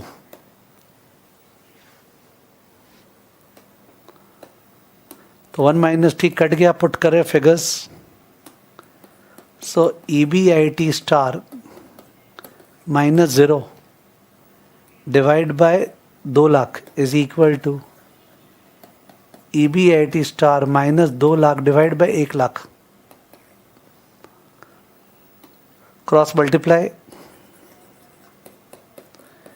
EBIT star equal to 2 into EBIT star minus 4। So EBIT star equal to 4 lakh answer.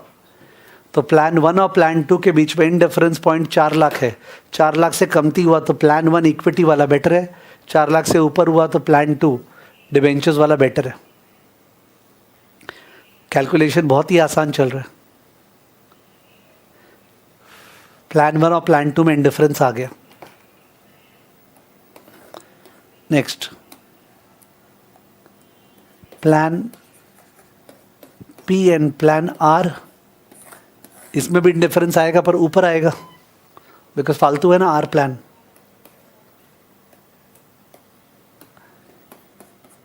EPS 1 equal to EPS 3, EBIT star minus I1 into 1 minus T by N1। Equal to EBIT star minus I3 into 1 minus T minus DP3 divide by N3, because यहाँ पे तो preference dividend भी है। Okay, मैंने right side में minus preference dividend 3 लिखा है, आप पूरा वर्ड लिख सकते हैं माइनस प्रेफरेंस डिविडेंड 3। सो इस बार 1 माइनस टी कटेगा नहीं, EBIT star minus 0 into 0.5 divide by 2 lakh. EBIT star minus 0, इसमें भी इंटरेस्ट था नहीं, into 0.5 minus 2 lakh divided by 1 lakh.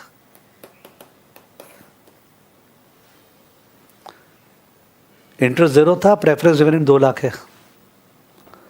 Cross multiply कर रहे हैं तो 0.5 EBIT स्टार इक्वल टू, ये 2 क्रॉस मल्टीप्लाई होगा, 0.5 भी है तो 2 into 0.5 1 equal to EBIT star minus 2 into 2 4। So 0.5 EBIT star equal to 4। So EBIT star equal to 8 lakhs. 8 lakhs आ रहे, इतना खराब है, ब्रेक इवन कितने दूर आ रहा है, बिकॉज 8 लाख कमाना पड़ेगा ना, ठीक है, बराबरी के लिए। EBIT star equal to 8 lakh indifference P और R के बीच में। अब फॉर्मेलिटी के लिए करें, देखिए सॉल्व ही नहीं होगा इक्वेशन। नेक्स्ट वाला plan Q and R, plan Q and R।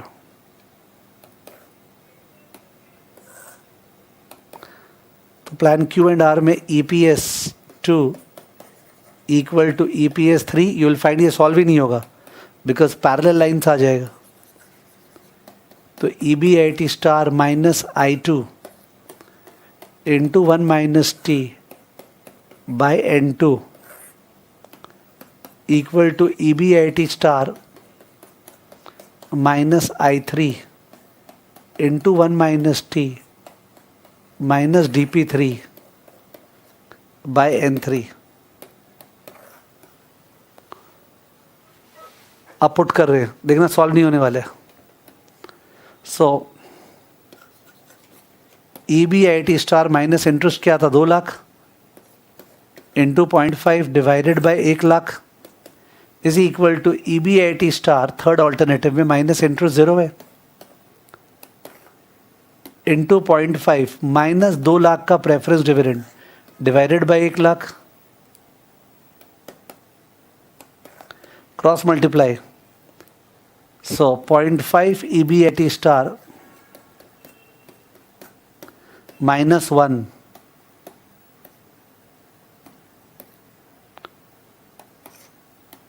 Equal to 0.5 EBIT star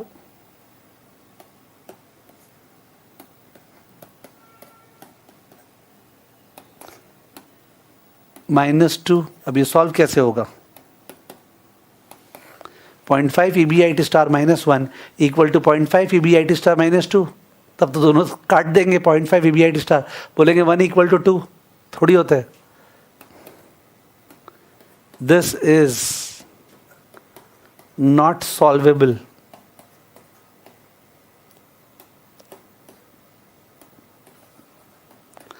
so there is no indifference between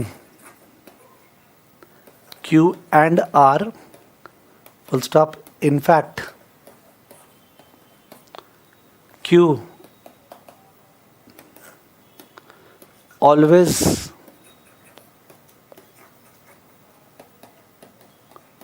dominates R as shown below.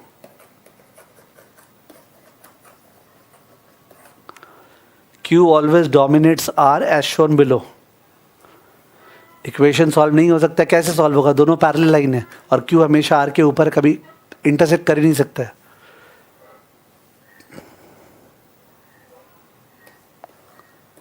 अब शो कर रहे हैं,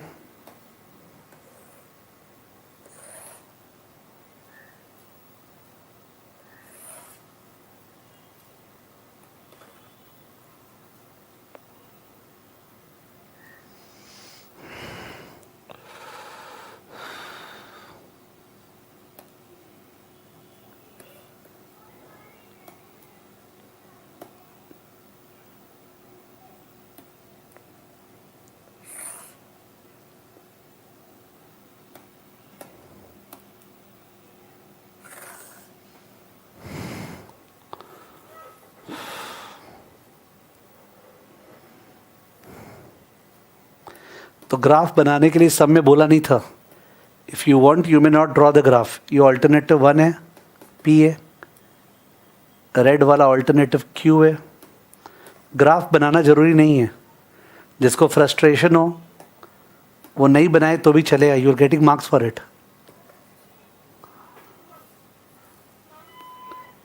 अब मैं तो बनाता हूँ तो बहुत सारा चीज़ मार्क का लग जाता हूँ। फॉर एग्जाम्पल ये वाला पॉइंट अपने को पता है, ये था ब्रेक इवन पॉइंट उस प्लान का 2 लाख, ये था इस प्लान का 4 लाख, ये था इनडिफरेंस पॉइंट, कितना आया 4 लाख ही आया था क्या? नहीं, इनडिफरेंस पॉइंट क्या आया था प्लान P और Q में?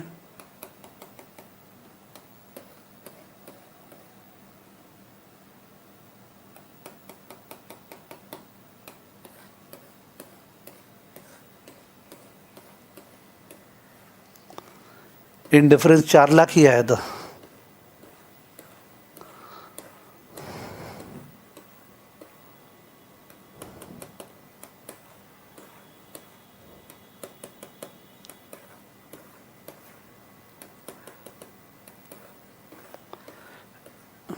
यानी एक्चुअली ये इंटरसेक्ट वहाँ पे किया है जहाँ पे गुजर रहा है, ये जो है ना, ये इधर से ही गुजरा है, ये ब्लू वाला ग्राफ जो है ना, इधर से।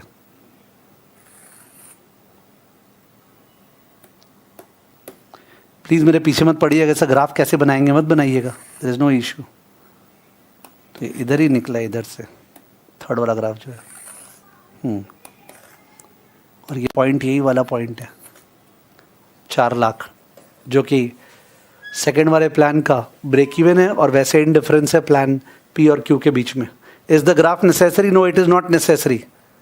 The graph is not necessary, फालतू का पीछे नहीं पड़ना है मेरे, ठीक है। The graph is not necessary. और ये वाला जो है ये 8 लाख है।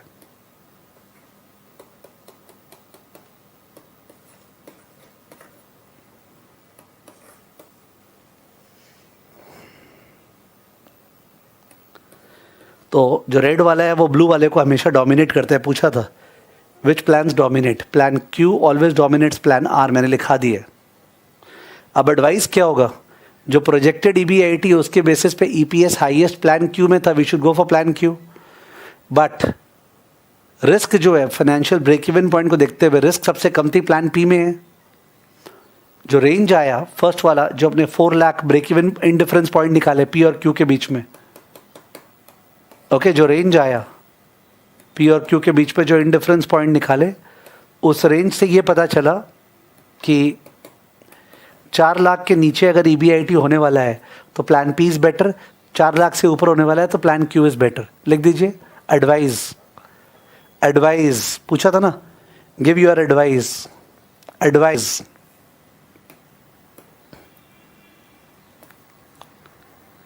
एडवाइस में first bullet, if projected EBIT less than 4 lakh, comma, plan P should be preferred. If projected EBIT less than 4 lakh, plan P should be preferred.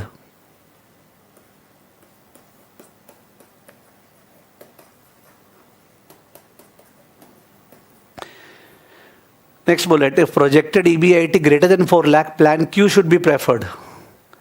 If projected EBIT greater than 4 lakh, plan Q should be preferred. Projected EBIT greater than 4 lakh, plan Q should be preferred.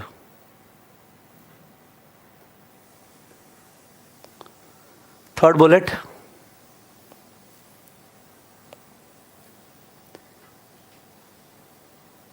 In the question it is given that projected EBIT equal to 18 lakh.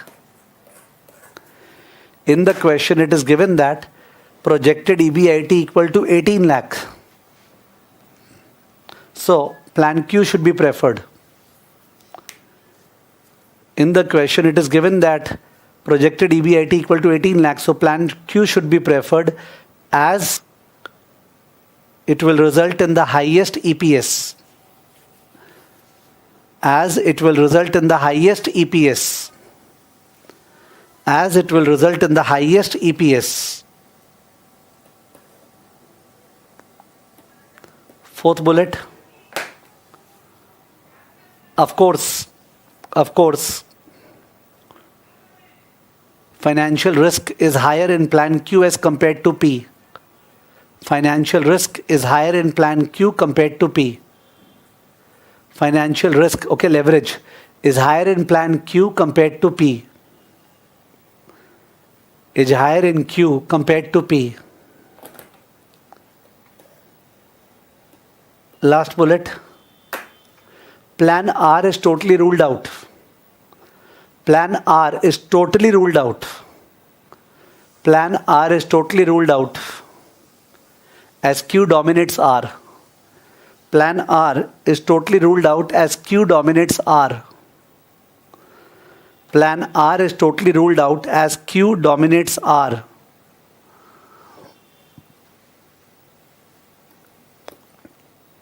Plan R is totally ruled out as Q dominates R. तो अपने किताब में ही ये वाला सम 6 बार दिया हुआ होगा, 6 बार, because इतने बार एग्जाम में आया हुआ है. ठीक है, okay. So that was the equation type sum. With this capital structure comes to an end. Capital structure खत्म हुआ, थियरी प्रैक्टिकल सब करा दिया. ऑफकोर्स आपको बुक के बाकी सम्स कर लेने चाहिए प्रैक्टिस के लिए, बिकॉज कितने लोग net income approach, net operating income approach, MA model का सम्स करने का तरीका भूल गए होंगे. वो पार्ट ज़्यादा डिफिकल्ट था जो 3rd 4th क्लास में हुआ था. That was more difficult as compare to what has happened उसके बाद. तो accordingly you should do the remaining sums. सब रेपिटेटिव दिखेंगे, सारे सेम टाइप के. End of course you can ask doubts. तो कैपिटल स्ट्रक्चर अपना सैटरडे जो खत्म होने वाला था उसके बदले आज ही खत्म हो गया. ठीक है, तो बिकॉज इलॉजिकली सेम रिपीट करके तो फायदा है नहीं. You have to now take up the stunts and do the sums. You can do the papers also. Papers में भी आपको सेम सम्स दिखेंगे. पेपर्स आरटीपी एमटीपी जहाँ से उठा लीजिए, कोई भी नया वैरायटी नहीं दिखेगा. सारा वैरायटी जो है कंप्लीट करा दिया गया. ठीक है, तो कैपिटल स्ट्रक्चर इज ओवर. ठीक है ना. अपने क्या बोलते हैं, इस सैटरडे को 10 AM let's discuss the doubts of national income chapter. Okay, इस सैटरडे को नेशनल इनकम चैप्टर का डाउट्स के लिए असेंबल होंगे 10 बजे. इस सैटरडे को नेशनल इनकम चैप्टर का डाउट्स के लिए असेंबल होंगे. या फिर आपको और टाइम चाहिए? प्लीज़ रुकिए, आपको और टाइम चाहिए क्या? नेशनल इनकम का डाउट्स कराना है मेरे को, क्या इस सैटरडे कराऊं या फिर थोड़ा टाइम चाहिए? Yes please tell me, because मेरे को समझ में नहीं आ रहा आपने कर लिया है नहीं कर लिया है. अनिल बोल रहे हैं टाइम चाहिए, स्मृति बोल रही है टाइम चाहिए, सृष्टि बोल रही है टाइम चाहिए, वंशिता बोल रही है टाइम चाहिए. ठीक है, तो उस केस में सुन लीजिए प्लीज़, नेक्स्ट वीक किसी एक दिन कराऊंगा मैं national income, because next week से मेरा एक प्रोग्राम स्टार्ट हो रहा है ना डरपो, और उसका टाइम 9 से 11 है, वो मार्केट आवर्स में है. तो मैं 10 बजे जो है नेक्स्ट वीक किसी न किसी दिन कराऊंगा, जिस दिन मैं डरपो में ब्रेक दूंगा, उस दिन कराऊंगा, आपको इन्फॉर्म कर दूंगा. तो अभी नेशनल इनकम का डाउट्स होगा अपना, आप पूरा का पूरा बढ़िया से प्रिपेयर कर सकते हैं जो क्लास पे कराया हुआ है, जिससे आप अपना डाउट्स पूछ पाए. डाउट्स ज़बरदस्ती अगर है ही नहीं तो क्लास में अपना टाइम बर्बाद करने नहीं आना है, समझे? बहुत दिन बाद क्लास हो रही, चलना चलते हैं नहीं, देयर इज़ नो सेंस. ठीक है, और एक चीज़ समझे, ध्यान रहे कि नेशनल इनकम सबसे रद्दी चैप्टर है इको में, सबसे रद्दी मतलब कंसेप्चुअली सबसे खराब. अगर कोई उसमें हाइट्स पे डिक करके पूछना चाहेगा ना, सर सेंट्रल स्टैटिस्टिकल ऑर्गेनाइजेशन बताइए ना कैसे निकालता है हाउस होल्ड सेक्टर कंजम्पशन वगैरह, नहीं आता है और ना मेरे को मतलब है उससे. ठीक है, तो आपने वो करना है चैप्टर, इसलिए अपने सम्स वाइज करते हैं, बट आप उसमें डीप में मतलब बहुत ज़्यादा नीचे लेवल पे नेशनल इनकम में नहीं सकते, बिकॉज ना मैं सीएसओ में काम किया हूँ ना आप सीएसओ में काम किए हैं, समझ गए? तो नेशनल इनकम थोड़ा सा वेग चैप्टर है, बिकॉज एक्चुअली काम क्या आता है इकोनॉमिक्स में, फाइनेंस में, स्टॉक मार्केट में, क्या एप्लीकेशन होगा नेशनल इनकम का इकोनॉमी के ऊपर, वो उस चैप्टर में नहीं है, समझ गए? तो GDP NDP is okay, but जहाँ डिग करते हैं ना एक चीज़ को, वहाँ स्टॉप करना पड़ेगा डिगिंग करना. बट बहुत ज़्यादा बढ़िया से प्रैक्टिस कराया हुआ है क्लासेस के अंदर. तो नेक्स्ट वीक का कौन से दिन में होगा वो मैं अनाउंस कर दूंगा. ठीक है ना, doubt session. Bye bye, see you next week. Okay bye.